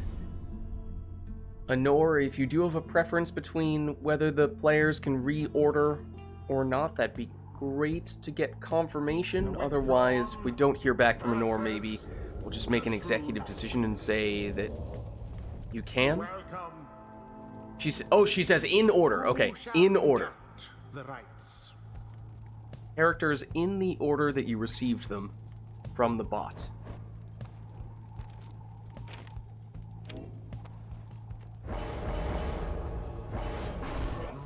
So that means Volfred first for iRotor. Oh no. Oh no. Okay, wait. Let's reset so you don't have the hangover, because that's not very fair. We can lock in if we want the Ridge of Gold.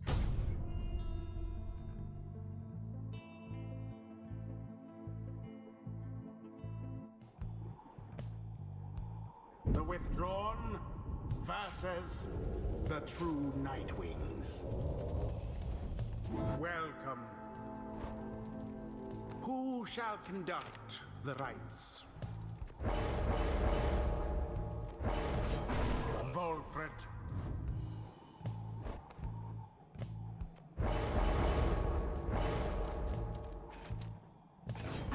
Speedy Bertrude for Macaws. Oh, have you sent me the info for it, Core?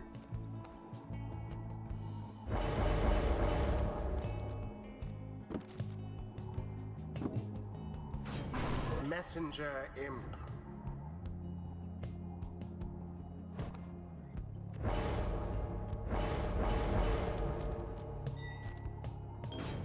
I have to double check. Maybe you have. If so, my bad.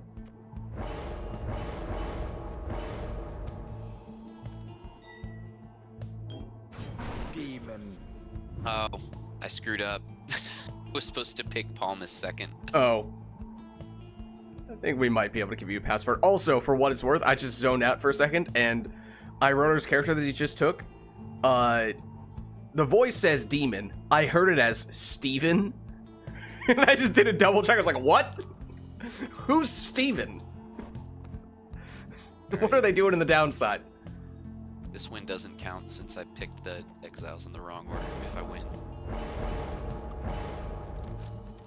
Steve. What kind of rapping name is Steve?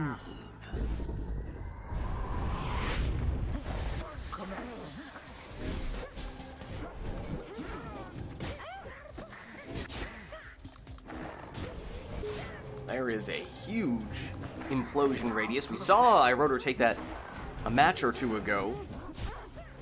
But that was because there was a particular request for that talisman. This time the talisman was voluntary. There's Numbing Gust. Slows Macost down. Excuse me, slows Macost down, though, fortunately for him, words. He was right next to the Pyre, so he was still able to score there. Steven from Minecraft? No, it's actually Steve from Flight of the Conchords.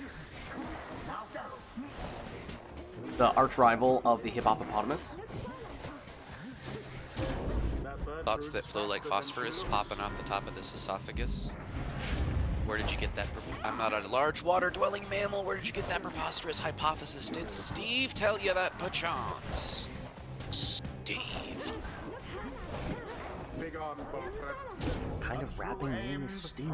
Macost knows his Flight of the Conchords. I was impressed by that. Well done, Macost. And it is done. GG.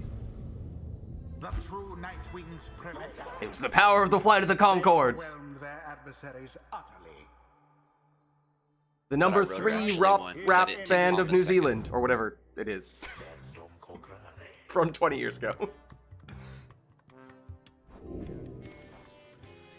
Until the stars align. Actually, it's pronounced RIT.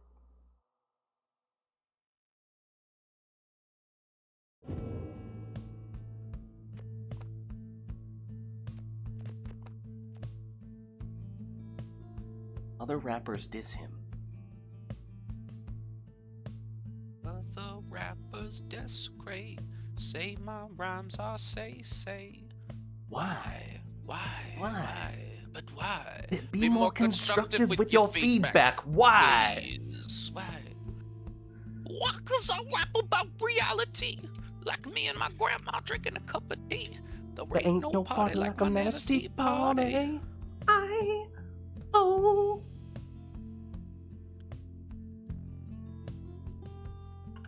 Y'all know what I'm talking about?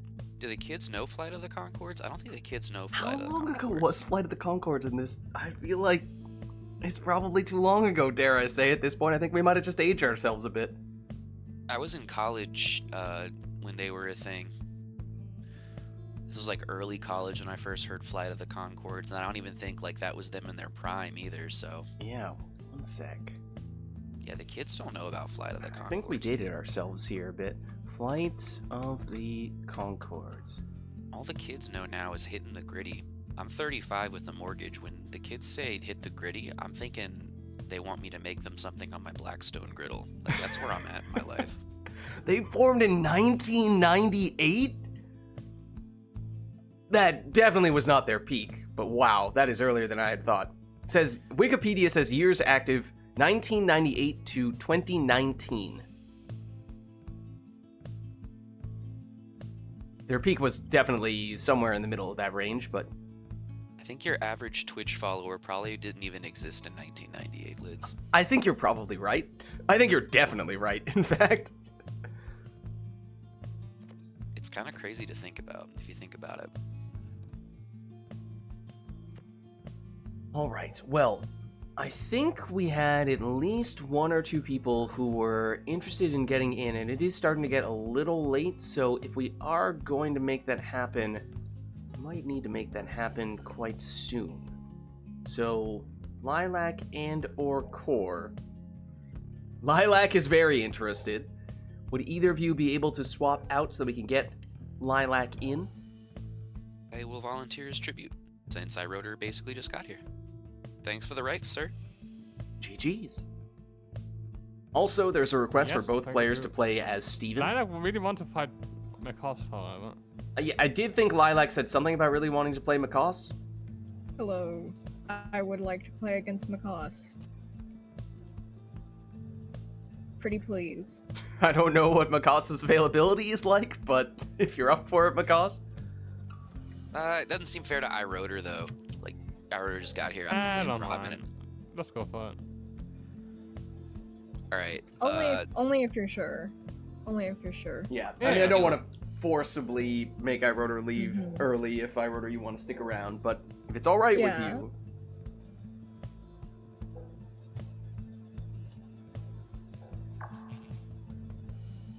Alright, well, let me get Lilac in. Alright. And then maybe, yeah, that's true. I think Core was also looking to get in, so maybe... We'll do this match, and then I can hop out and let Core in. Exactly, maybe we do that. Sounds good to me. Alright. Have you sent the invite? Are you on Steam? Because... Oh, there you are. Okay. For a second, you had me wondering if you changed your Steam name, so I was doing a double take. Don't worry, I'm not doing identity theft today. Okay. Thanks for the rights. Have a good day. GG's, iRotor. See ya, my friend. Macaws, can I make a special request of you? You're welcome to request it. Oh, by the way, I will be Chastity. But Macaws, if you could I request that you do some more rapping? You know there was a quote, right? Like we did not come up with that on a whim. Not to detract from Lacoste's performance. Yeah, that wasn't me freestyling. That is also why I knew the words that Macaws was rapping. Well, in that case, is there anything else that you could perform for the audience today? Any other Flight of the Conchords references to break out Macaws? I can't really... The only one I know some of the words to are business time, but I don't think that's safe for your stream. I also don't remember that one, so I can't verify one way or another. It's not like...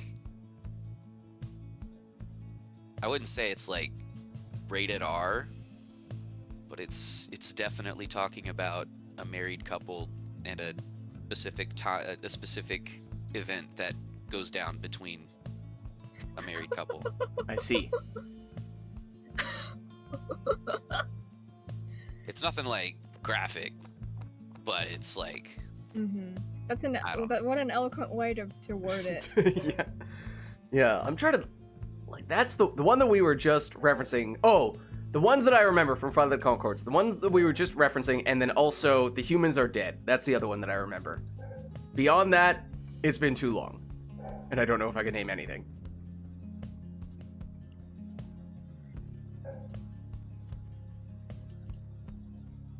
Okay, well, it looks like we're going to have at least one match here between Lilac and Macaws, and then maybe we'll get Core in for a bit.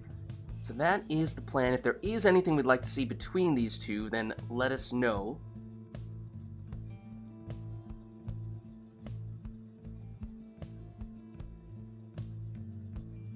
Otherwise, we could just hop in and have them take whatever they'd like. Oh, let me make sure that Lilac has controls. Yes. Okay. Not seeing anything besides song requests, so why don't we get this one started?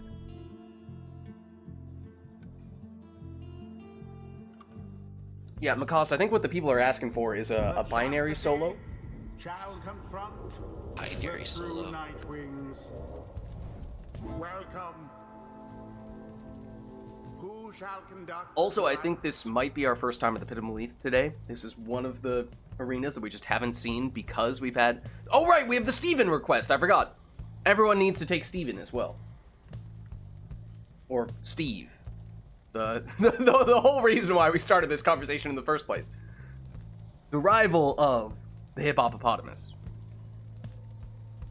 Can't imagine how much chat's been popping off the past like 20 minutes.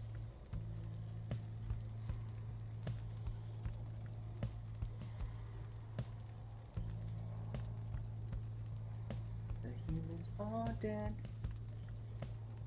Decided The yet? humans are dead.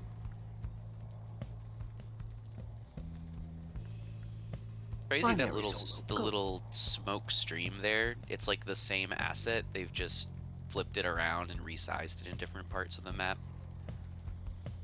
Mm-hmm. Is it exactly the same in all the spots? Wait, who's Steve? Who's This is you, for who's what it's worth. Steven? Bottom left. Yeah, I just realized that. Vispaleth. Bottom left. Wait, Vispaleth is Steven? I didn't... Wait, did we actually have a person in that game who was Steven? I don't even remember. You said you heard the narrator say demon. Oh, and it right! sounded like Yes! Steven. That's how it all came to be. Okay, yes. Yes, now it all makes sense. The lore writes itself.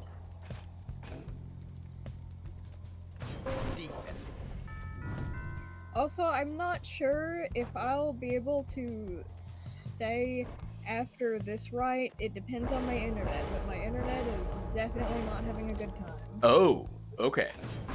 Messenger imp. Just as a heads up. Were there any? Wait, what were any other requests? Were there any other talisman just or the mastery song or and talisman Steven. requests other than Steven?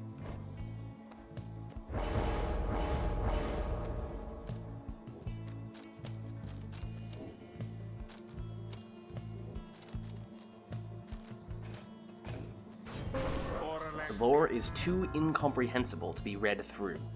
Oh, to be read though. Alright, I'm having to pause and repause to move cursors, so I may not have movement.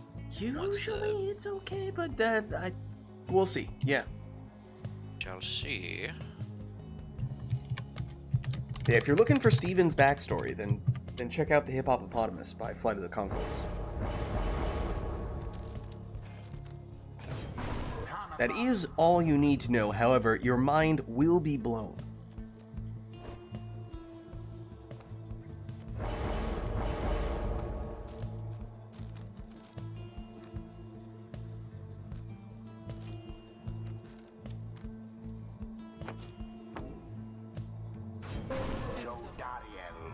So it's triple demon for Lilac. It's a picture of New York. It's a picture of New York. It's a big, fat, crazy picture of New York. And it's Lendl in the last spot. With a freestyling. Oh, nope, B we are cannot both- move. Or you are controlling the same team. Wonderful. Yes. You love We to both see it. have. We both are controlling Steven. I mean, that's Hey, I'm the only way to alright, do it. I am now messenger imp. Lilac, can you move? will take that as a no. Oh, but and then, okay, fine. I mean, you can move. I think. He's reading the book. Steven is just too powerful. Right. I Once- think Lilac's good. I'm gonna. Yeah, once I started tabbing over. Why, that was I all can't- of them. Can you not move? My screen is completely frozen right now. My screen is just. Oh. Oh wait. Okay, wait. Movement. I'm moving. You are in fact moving. You do in fact have the orb. This is Okay. true. We're I back in believe business. we may be gaming. Okay. That was the last of them. The first dousing. We had to charge Oh, that dear. one up. Okay. Are you frozen again? Bueller? The fact that I am Lilac. frozen. I was Wait, gonna there say. we go. When Lilac is not responding to us, that also When makes I me wonder if that's a sign that the internet is not cooperating. When I, yeah, I can't hear you either. When my screen is frozen, usually, normally. Someone there rose to see. the occasion. Oh god. Onward thus to greater glory. Oh, did my game just tab out? No, okay. You both didn't do anything, which made me nervous for a second there. I'm just making sure I don't gore while Lilac is helpless. Helpless in That's Havana. very It's the sequel. considerate of you. Very Helpless in chivalrous. Havana. It's the sequel to Sleepless in Seattle. The kids don't know about Sleepless in Seattle either. Oh, I thought I had you there. That's unfortunate. Now strive that Ortlick. I know, I've heard the phrase "sleepless in Seattle," but only as like the name of a cartoon episode. A rude predicament for the chastity. Better to go in here. 360 no scope. The orb Oh, flies no. true. Oh no. I'm afraid there's more True and Dragon lore. Steven lore. You good, Lilac? Oh, Lilac can't hear us when their screen freezes either. Right. No, I'm not. Wait, there we go. Within the aura. As per the sacred Ooh. Steven did it again! When he started reading the book, he was obviously communing with Eastlock to curse Lilac's internet connection. I understand. It all makes sense now. Can I get a 720? I wasn't keeping track. I was gonna say I lost track as Oh, I'm well. frozen. Best not given to pride just yet, true Nightwings.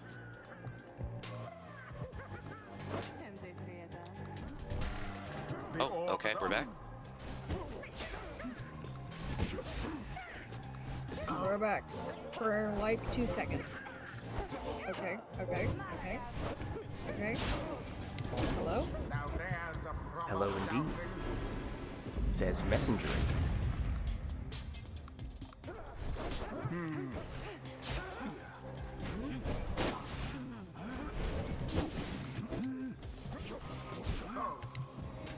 I guess that technically was a shoulder smash. The orb has hit the mark. Now.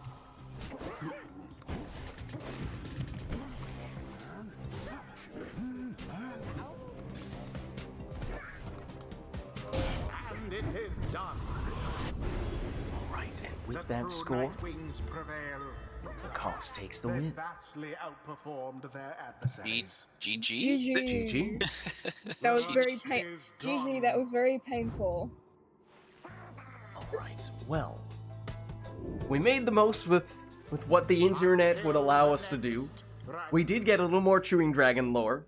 And also, Chewing Dragon raises a good point. He asks Lilac, are you still under the pink curse? Now that it is the new year, technically, I think you are no longer required to play as the Chastity.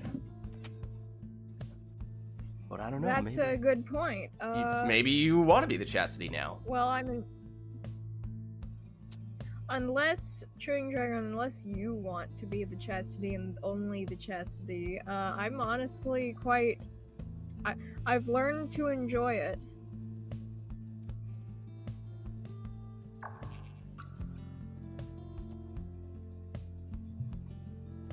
Alright.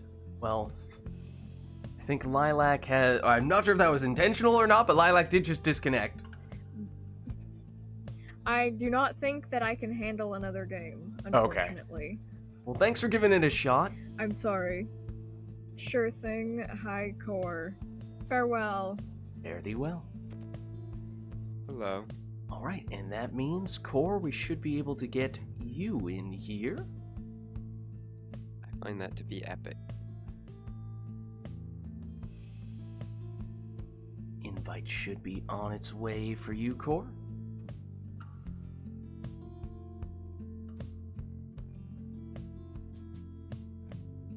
Did it crash? Can you send me again? It seems to have crashed immediately. I unfortunately do have to get going. Ah, okay. Well, GG's, Macaws. Thanks for stopping by. Good to get Yup. you in. GG's, sorry, Core. No, that's fine. I understand. Catch you Well- later, Macaws. Catch y'all on the flip-flop. See you. Alright, well that does mean we are looking for someone else to hop in here to take Macaws' spot. So if there's anyone who has not yet played today, or at this point, I mean, we've been going for a while now, so if there's anyone who played earlier on who'd like to get back in, obviously, Core has not played against anyone else tonight, since this is his first match of the day. So we'd get a new matchup at the very least, regardless of who it is. Oh, we could get iRotor back in if he's still interested and available. That's true. We did potentially have to cut him off a little bit early. So iRotor, if you'd like to get back in, we could do some Core iRotor matches. He's away at the moment. Ah, on okay. Steam. We'll have I to don't wait know on if the he's- Core Rotor.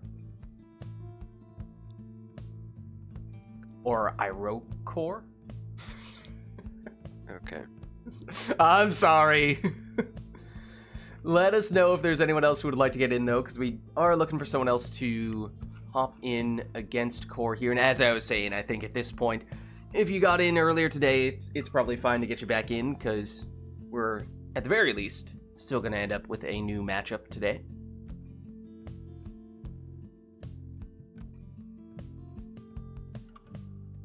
So would anyone like to claim the other spot?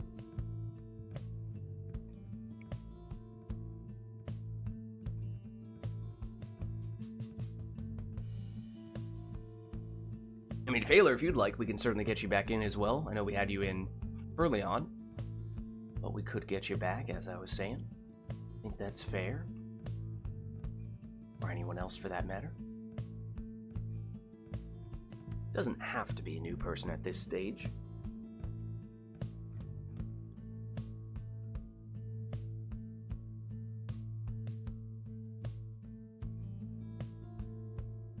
Alright, Failer's in. Noise.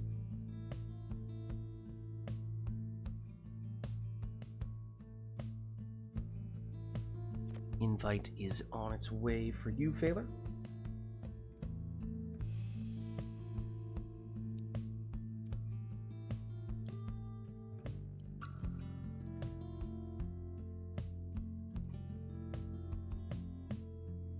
Let me know if I need to resend it. I might have done it a little preemptively. You may not have been ready yet.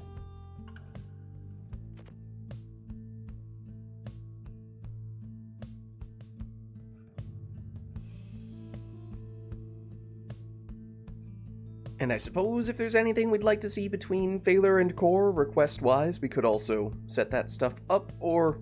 I mean, Failer was playing earlier today. This will be, as I was saying, Core's first match of this RITE Night, so may make sense to give him a chance to warm up a bit first. Resend for Failer? Okay, no worries. That can be arranged. Cancel the first one, send a new one.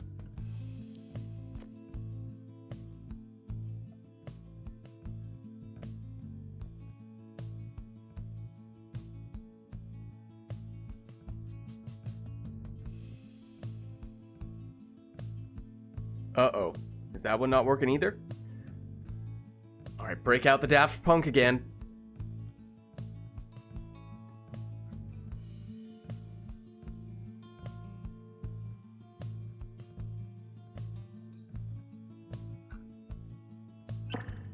Oh, that was...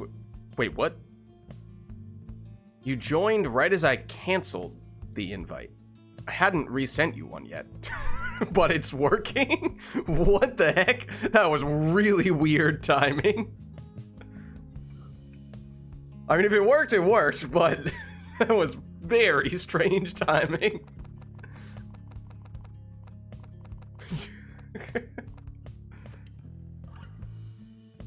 Maybe it's just the power of around the world. Around the world. Alright. Let me set you guys up here. Which triumvirate would you like to be, Core? Accusers. Accusers? Okay.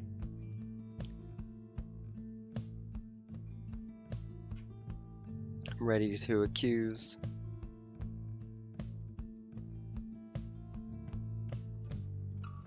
Accusers, I choose you. That's probably more of a... What's the name of that series? Phoenix Wright? Oh no, I've never played it. That one where it's like, OBJECTION!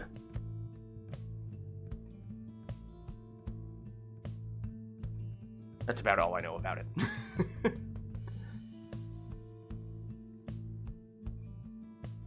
Alright, and we did have another request for Dread Design. That's the only thing we have right now, I think.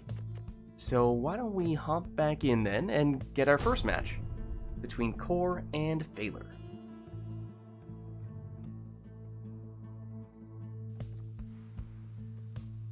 The accusers shall now face the fate. Alright. Welcome. So no requests affecting your team composition here. That much is all up to you. Be a prayer bead stowaway in the first spot for Core.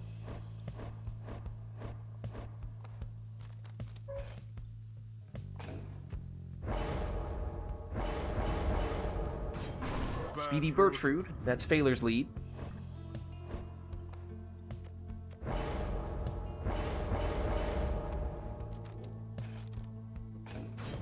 Messenger Imp. Web Lanthorn Messenger Imp in the second spot for Core.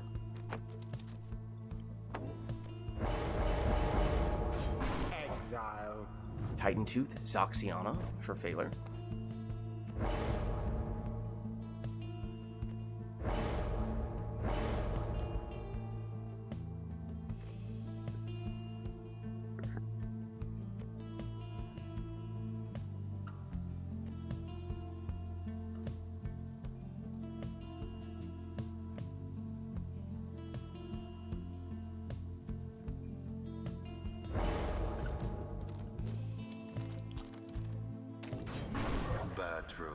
Bertrude is the last selection for Core.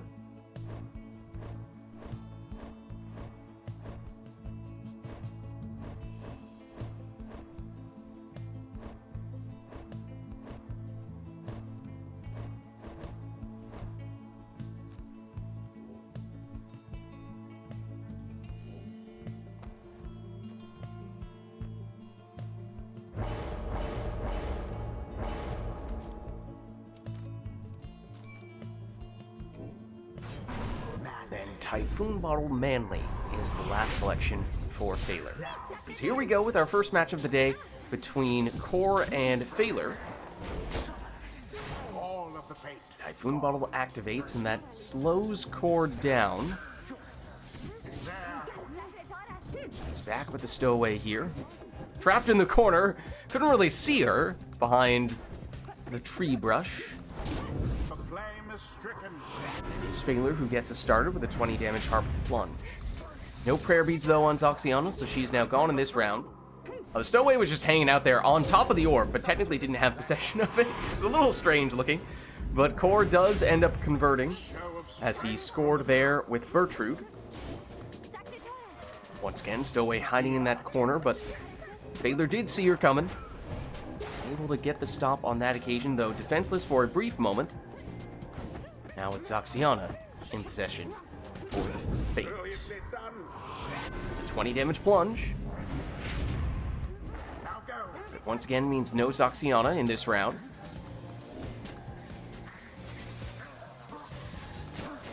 Oh, Bertrude breaks out the Crone Salute. But Core was ready for it.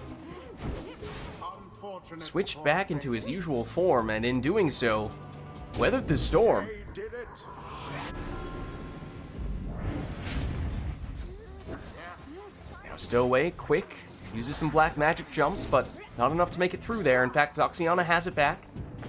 And with the Titan Tooth stun, gave just a little bit of time for Phalar to charge up a throw, though not enough to get it off. With enough range, and in fact, it's the counterattack from Core that scores the points here. That's 30 damage. Phalar flies in for 20.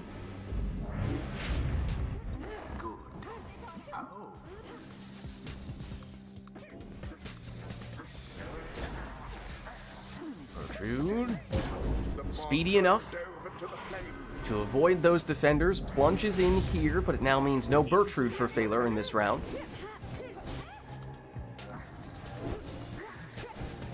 Ooh, Phalar sidesteps a couple of defenders there, very elusive. And it does lead to a 20 damage harp score, and that means one more might be all that Phalar needs here. But it's Core in possession. Gets rid of the last defender. Typhoon Bottle activates, but Core is close enough to the Pyre that he can score here, and in doing so, trigger the rekindling for Phalar, and it's 50.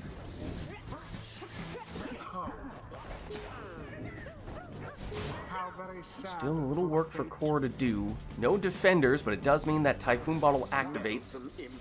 Wasn't really close enough to get an easy score that time around, but with that score, now we have ourselves in the sudden death situation that it might have looked like last time, but with the rekindling, it wasn't the case until just now, and with that score, it is Core who is the winner. Aside their adversaries without too much trouble. GG. Thus end this night's proceedings. Well played, you two. Alright, let's head on back. Until the next rite. And let us know, chat, if there's anything we'd like to see for the next one.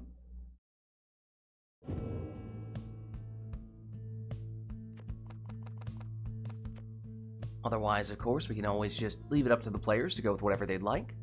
That is also an option.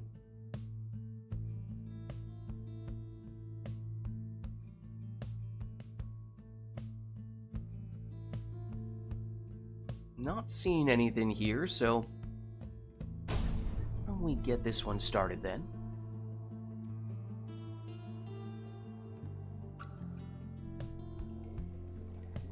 The accusers shall take on the fate. Back at the spring, Welcome. no requests from chat, so Who up to shall the players to go with whatever they'd like here.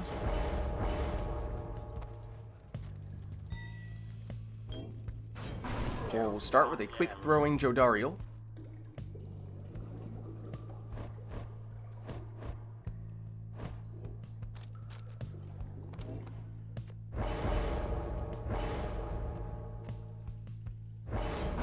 Sir And Gilman. Exploding Gilman is Phalar's lead.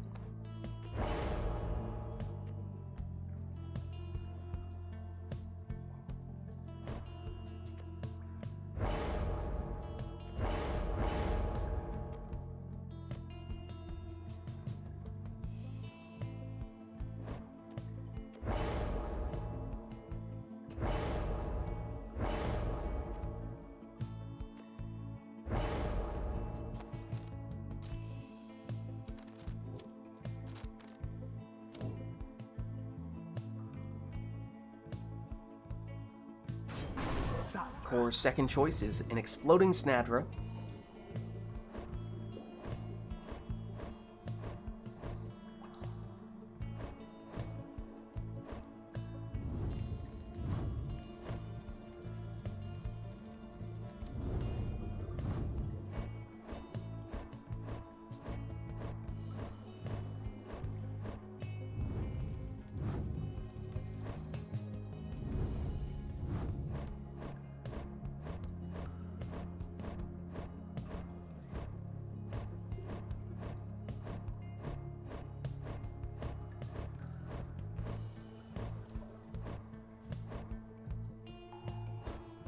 Choose someone.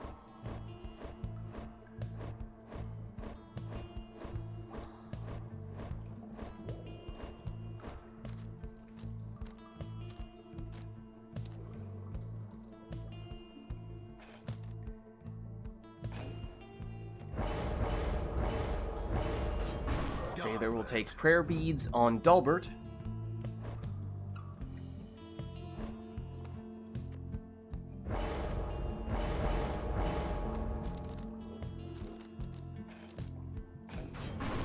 Speedy Raji is Core's last choice.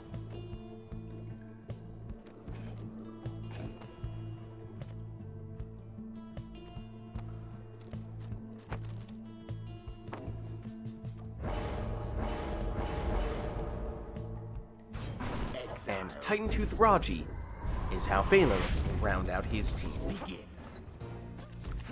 There's Jody with the banishing throws, and then banishes with her aura to get the second defender down. That sets up this 30 damage throw for Core. A typical cast, and now runs into and then gets exploded on by the last defender. And the stunning claim. Timing was such that Dalbert was the only exile able to move for a couple of seconds there. It was enough for Phaler to get the stop, but not enough to score. Well, there is a bit of an opening here. Core came back just in time to intercept the throw, but Core is defenseless now. And Phaler has just enough speed to plunge in here for 20 damage with his Cur, Dalbert. And with prayer beads, he's back, but it's Core in possession.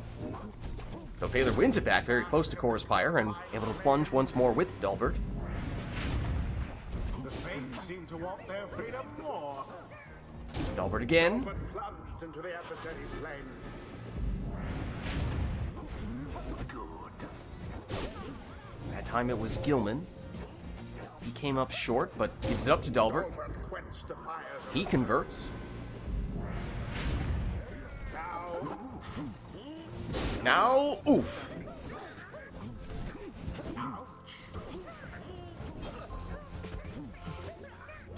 Raji sets up a dangerous portal for Core, but it's back in Phaler's clutches, and he's moving the pieces in for the decisive score.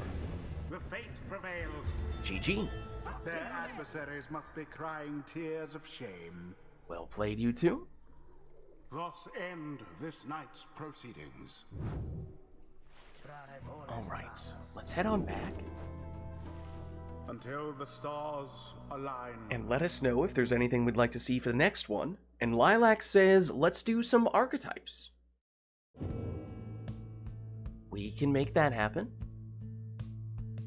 Core is player 1, so let me roll for him first. As a reminder, Core, these are the basically guidelines for various types of teams you can make. They're either based on the setup or the way that you actually execute once the match is started, and I have a list of 33 here. I'll randomly roll one for you and send you a Discord DM so that your opponent does not know which archetype you have received.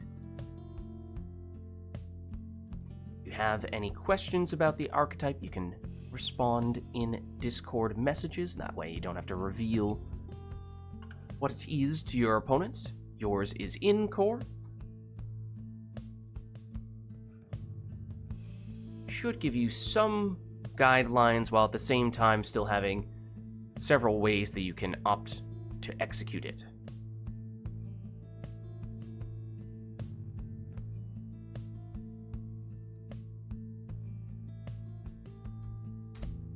Okay, Phaler, your archetype is in as well.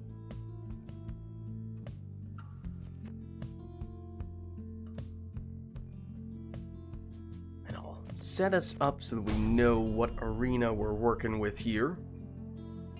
Another reminder, the archetype should be an important component of your team. It doesn't necessarily need to be that you go 100% all in every possible way. The fate. But it should be Welcome. an important component of your strategy / setup. The rites. So for Core, it's Prayer Beads Pamatha.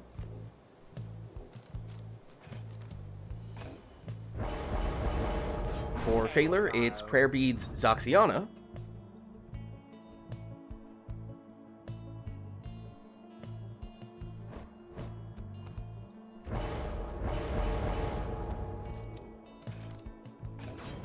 Messenger. Webbed Lanthorn Messenger Imp in Core's second spot.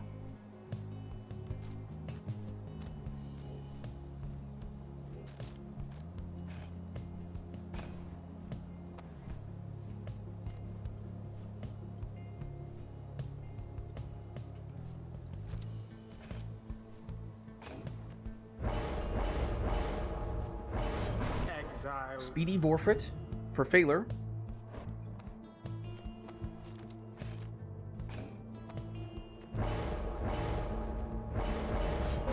Speedy Jody for Core.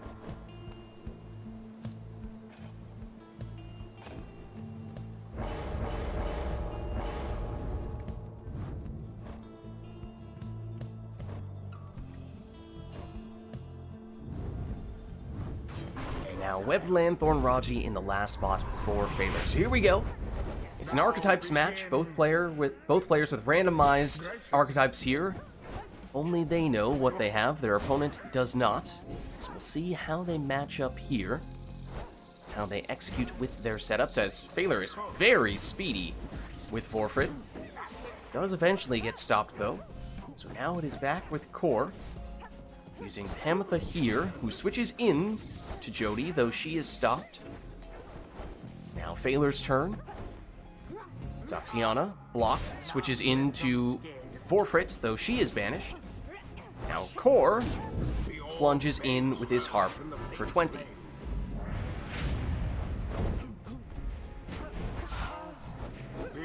Zoxiana and Pamitha chasing each other around, but it's Phaler who wins that race.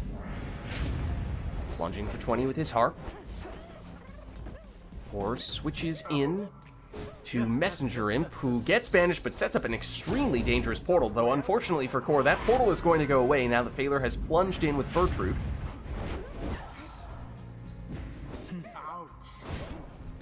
There is a good setup for Jody. No one to stop her now. Jodariel threw it in. So opportunity for him to throw that one in for 50. Now then.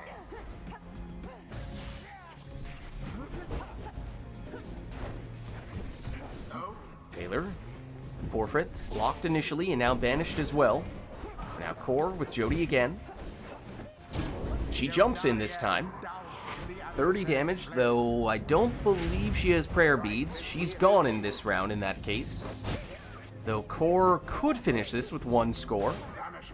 And it's Phaler who's defenseless. Core has the portal, has infinite stamina from the portal, and with that, Core gets the winning score. GG. Most excellently done this time, I must admit. Well, that was an archetypes match. Well played, you two. It's done. And you may be interested to see what archetype your opponent had. You may be interested to see, because this was our first ever archetypes mirror match. It took all my will not to reveal that was about to be the case. That is a what? Hold on. What is the probability of that? Yeah, that's extremely unlikely. Well, it's a 1 in 33, I guess. Right? Which means it's a 3% chance of that happening? Right. Right. And it's only 1 out of 33, right? Because basically, you're always going to get an archetype on the first one, and then it's really just a matter of second archetype that rolls. There's a 1 in 33 chance that it hits the repeat value. So at first I thought it was 33 squared, which would be incredibly unlikely. But no, it's, I think, 1 over 33. So 3%. We have not seen it happen yet. Until the stars align. And it was interesting because having known this as you two were setting up, I was thinking to myself, ooh, I wonder if they're going to set up exactly the same way. And you actually did for the first exile, at least.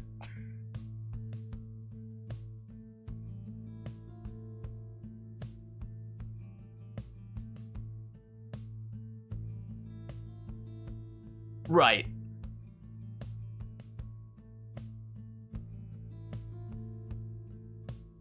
There are 33 to the second total possible outcomes, but the chance of any mirror is 1 over 33.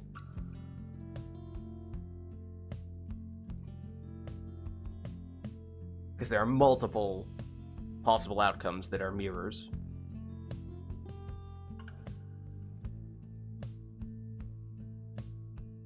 Alright, well.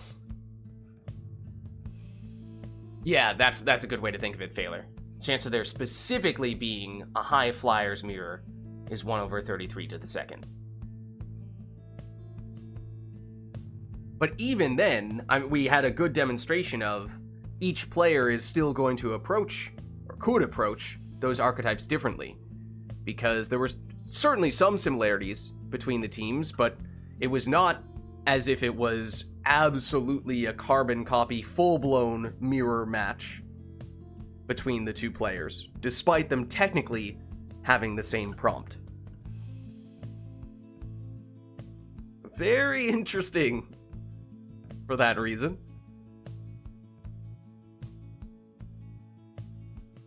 Alright, well, let us know if there is anything we would like to do for the next one.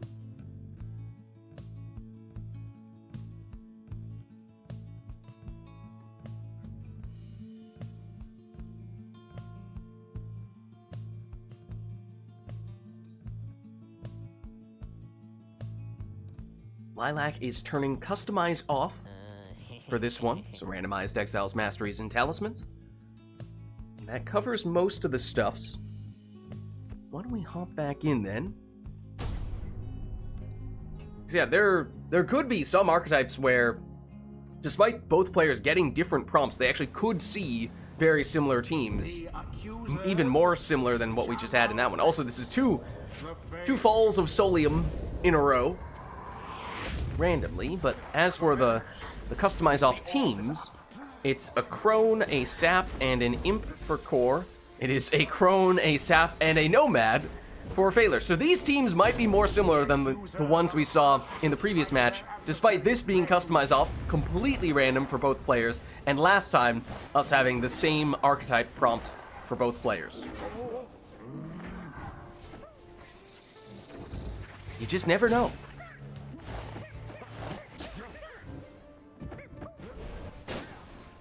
Even when we have archetypes, they're still open-ended enough that players can have different interpretations. Ooh, and there is the sap shield that Core was using there, except Phaler has... Ooh, he picked up the Easter egg. Maybe not with the exile he would have preferred to have done that with, though.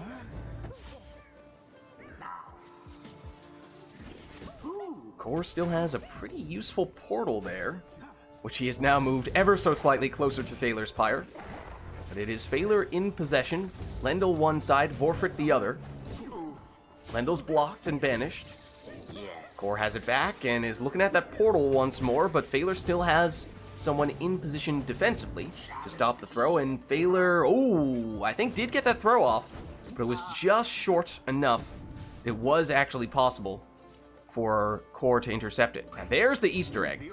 And I think this time with maybe not the worst exile on Phaler's team to get it, although I imagine Vorfrit probably would be priority number 1. Oh. I did not realize that Core had a portal directly on top of Phaler's Pyre, and the camera took a little while to catch up, which made that very jarring.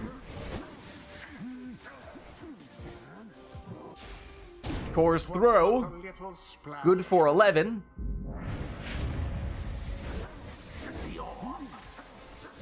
Core snakes around the other side. Fairy Spirit, obviously we've seen it proc on several occasions here. It's from Phaler's Volfred. Now he does, oh. Phaler did pick it up with Vorfrit, who I thought was the most useful character to have that, as Core throws it in for 14, but we're so used to seeing the speedy crones. When you don't have a speedy crone, it really stands out. Just look at how much faster Core's crone is than Phaler's crone. I'm not sure Phaler can actually speed all that much with Vorfrit. And we saw Stubborn Flame when Core scored there, so just 20 damage. But even with that Stubborn Flame, it is possible for Core to finish this. It would have to come from Palmus, you would think, and it would have to be full damage. Is that a speedy Palmus as well? Well, actually, he might have extra damage on Raji from Mastery. I'm not sure if we've confirmed one way or another. But now it's Core who's defenseless, at least for a brief moment there. Now, once again, Phaler charges up the Crone throw, and that one does hit the target. Oh, for one less than the maximum, though. We'll have to see if that proves to be significant or not.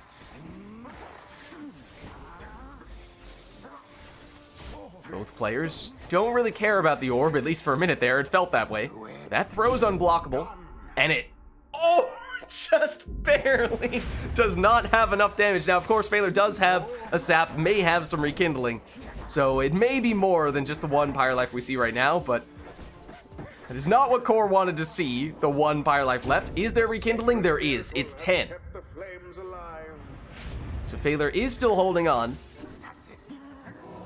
but now one score is surely all that Core would need. Oh, does Vorfrit have a hangover effect for speed?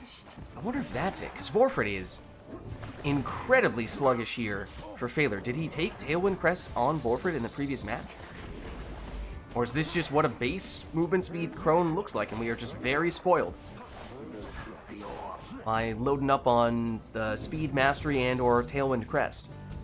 Well, everyone is down on Core's side, so opportunity for Phaler to use said Crone. Oh, and there was still an Easter egg, which Core picked up, but then the character who acquired it got banished, so didn't get the chance to benefit from that infinite stamina. Phaler, Lendl, and Volfred. But Lendl goes down, as does Volfred. Core, oh, gets shoulder smashed by Lendl. Lendl wanted to cast, but I think that's a speedy Palmus. That Palmus seems awfully quick.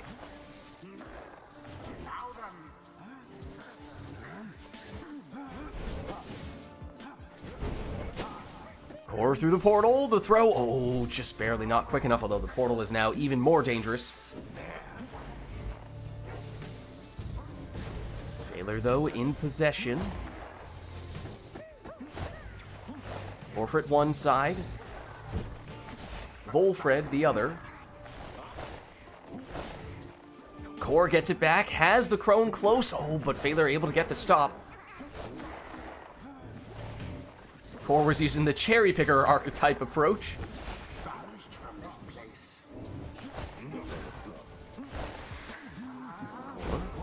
Find a way through here with Bertrude. Besides, the best way to do that is by going the other way, but Phaler's still able to chase Bertrude down. Zap shield coming in handy. Ultimately, Lendl able to shoulder smash. Down he goes.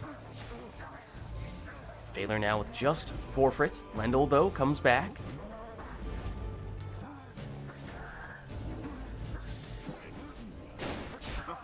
Gets rid of one of the defenders, although Core able to apply a lot of pressure with that portal so close to Phaler's Pyre. And shields the imp, setting it up for the winning score. The accusers prevail. GG. 'Twas the will of the 8 scribes which kept their flame alive. Well played, you two. The ceremony is complete. All right, well, let's head on back. Until the next rite. And I'm thinking it's getting late enough that it may make sense for this one to be our penultimate rite, the last one in which we take any requests before we go into our final rite, our liberation rite. So let us know if there is anything we would like to do for this one here. Otherwise, of course, we could still Also, leave this one up to the players.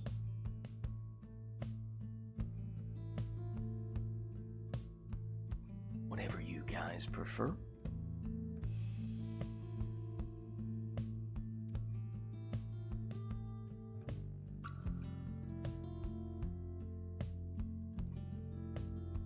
Not seeing any requests at the moment, though, so maybe we will.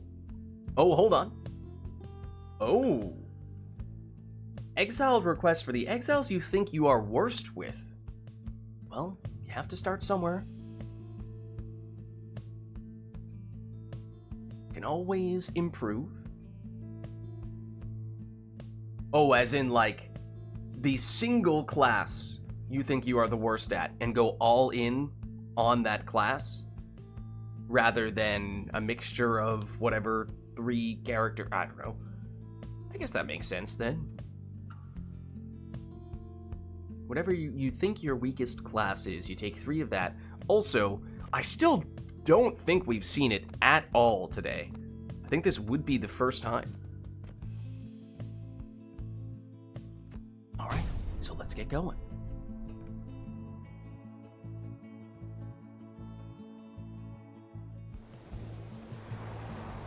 The accusers versus the fate. So, whichever class you think you are worst at, going all in on that class. Be interesting to see what the players think they're at least comfortable with.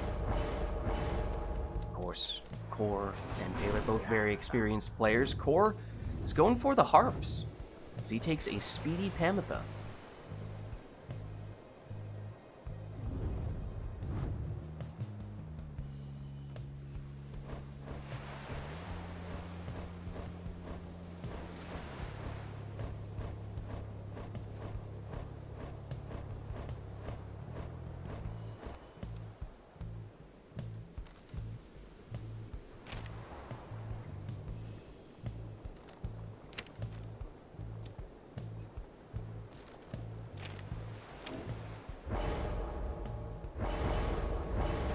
Baylor says the answer for him is Saps, as he goes Nutrition Stick on Volfred.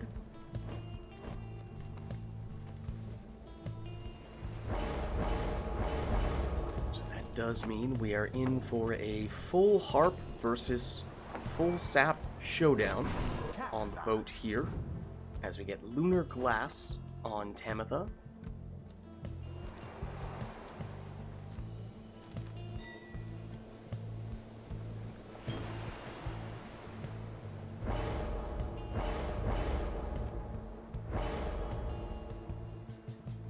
So we know what the classes are going to be, the characters are going to be for all of the players' characters. It's more so just a matter of masteries and talismans at this point, and Baylor goes for the quick throwing talisman on Pulmus.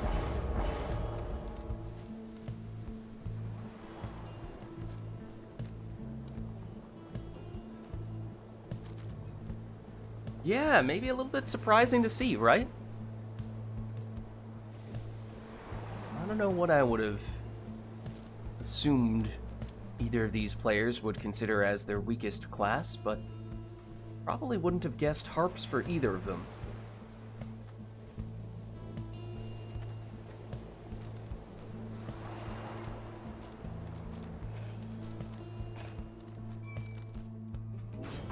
So Core goes Leech on Zoxiana.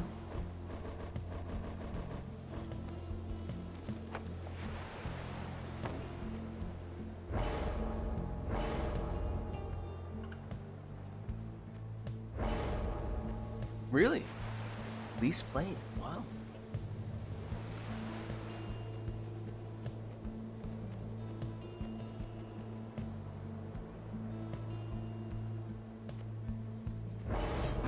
Alright, again, it is Titan Tooth on Manly in the last spot for Phelan. So here we go. Both players using 3 of a kind of the class that they think they are the weakest with. And it is Core getting us started with a 20 damage Harp Plunge.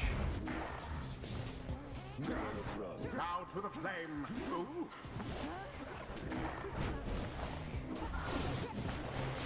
punishment for One would think this matchup would mean Phaler has a lot of defense with all those big auras and shields from the saps, but also sets up a quick throw here. He does have the range for those, whereas Core has the mobility that Phaler lacks with his setup.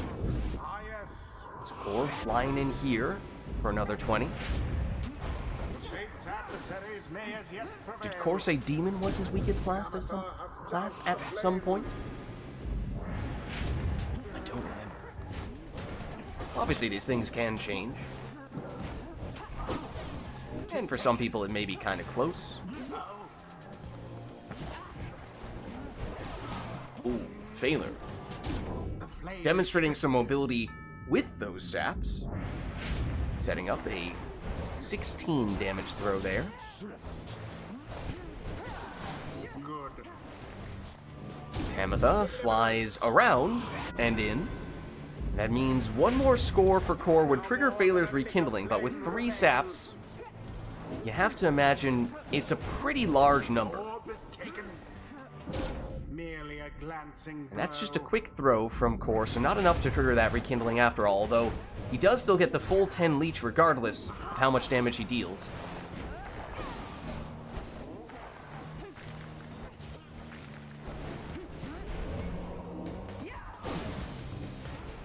Manly just hiding behind a wall of saplings, but then again, the harps can destroy saplings. It's maybe not as much of an obstacle to Core as with all of his harps as it would be for other classes, but there is Core's score, and with it, we do see the rekindling. It's 60. All banished. Phaler gets rid of the last of Core's exiles. This is the problem with the saps. Even when everyone is down on the opposing side, you might not be fast enough to get into a scoring position unless you already have someone who's close to being in that position already. Core throws that one for 15. Or again, just gonna get rid of those saplings. You can also fly over them, of course. But with Titan Tooth, he gets stunned there.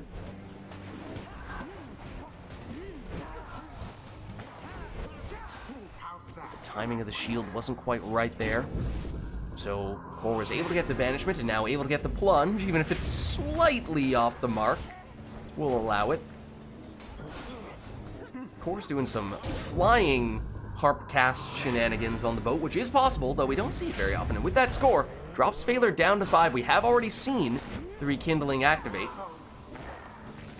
So that does mean one score would potentially do the trick for Core, and he has gotten a little bit more leech along the way. Trying to get the decisive score here, and does just The that. accusers prevail. GG. Their fire yet burns with vigor and resolve. Well played, you two. The rite is ended. All right. Let's head on back. Until the next rite. I was thinking the same thing, Phaler. It's getting pretty late at this point, so how about we head into the Liberation Rite, our final rite of the night. Meaning that we will not take any requests from chat for this one. We'll just have the players take their preferred teams to finish things off in style.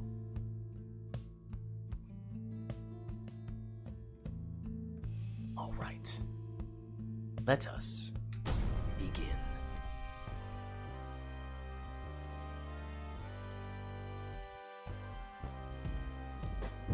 Hark, exiles. You are gathered at the fall of Solium.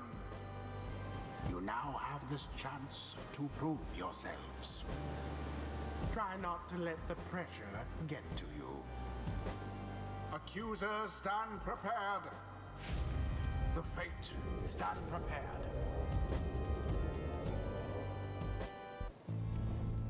Now we shall get started. All right. So as we were saying, this will be our final rite of the night, our Liberation Rite. So no requests from chat for this one. Both players just taking their preferred teams to finish things off in style. And for Core, that is a legendary talisman on Gilman in the lead spot.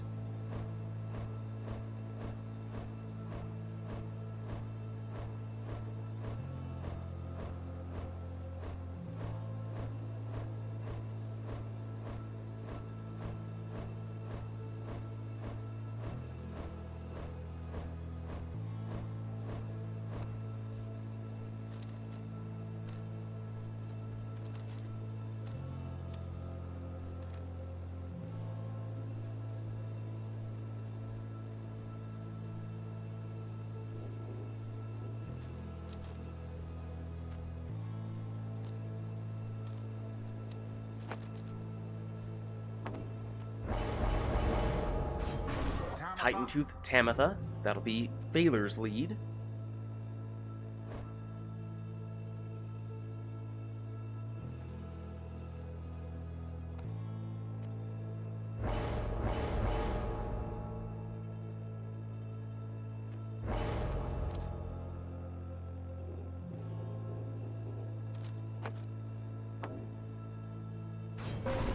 Ashen Coal on Snadra for the extra starting Pyre life. That's Core's second choice.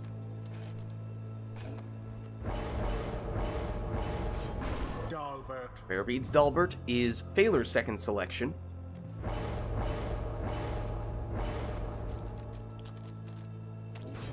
Bertrude. Core finishes with Flame Leech on Bertrude.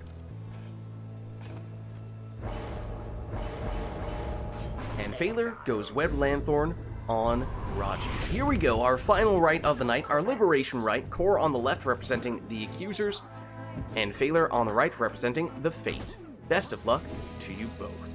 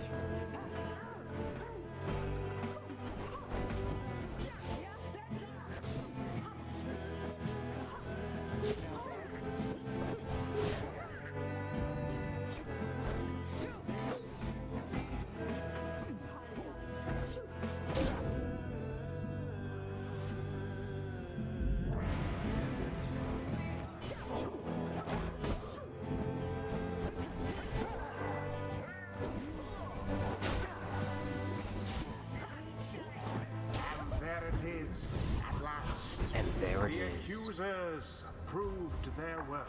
GG. for their adversaries, they did not. Well played, you two. Thus ends the liberation rite.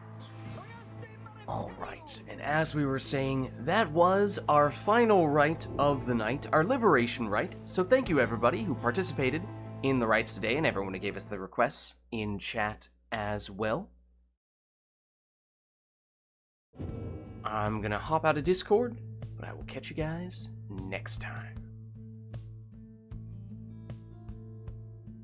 Alright, I think they also both left Steam Remote Play. Let me just double check. Yes, I think they're both good. Alright. So, as I was saying, that was our final rite of the night, our liberation rite. So thank you everybody who participated in the rites today, and everyone who gave us the requests in chat as well. This was, of course, Pyre Community Rite Night, and if you're interested in getting more involved in multiplayer Pyre, then the best way to do so is by joining the Rite Club Discord server, which you can do by clicking on that link right there. My name is Lids. I'm hosting these Rite Nights, and my streaming schedule is weeknights, generally Wednesdays. We're doing Path of Exile 2 streams. Fridays, we're doing Mass Effect Andromeda multiplayer. Mass Effect 3 multiplayer on Saturdays. And then Sunday is obviously Rite Night Day. Then Lids Vids on YouTube as well, posting the VODs for those streams, so if you missed anything, you can catch that stuff there as well. Also doing some Hades 2 videos straight to YouTube. In fact, just did the new true ending video for Hades 2 yesterday, so you can check that out if you would like. Also doing some Path of Exile 2 build guide videos straight to YouTube, the latest of which you can see right there. But if you haven't done so yet already, then of course you can also hit the follow button to get notification when I go live. Also at LidsVids on Twitter. I post there when I go live as well. But actually the best place to stay up to date on all things Lids is my Discord, which you can join by clicking on that link right there. But that's going to be it for me for tonight. So thank you all for watching. Hope you enjoyed the stream, and I'll catch you next time.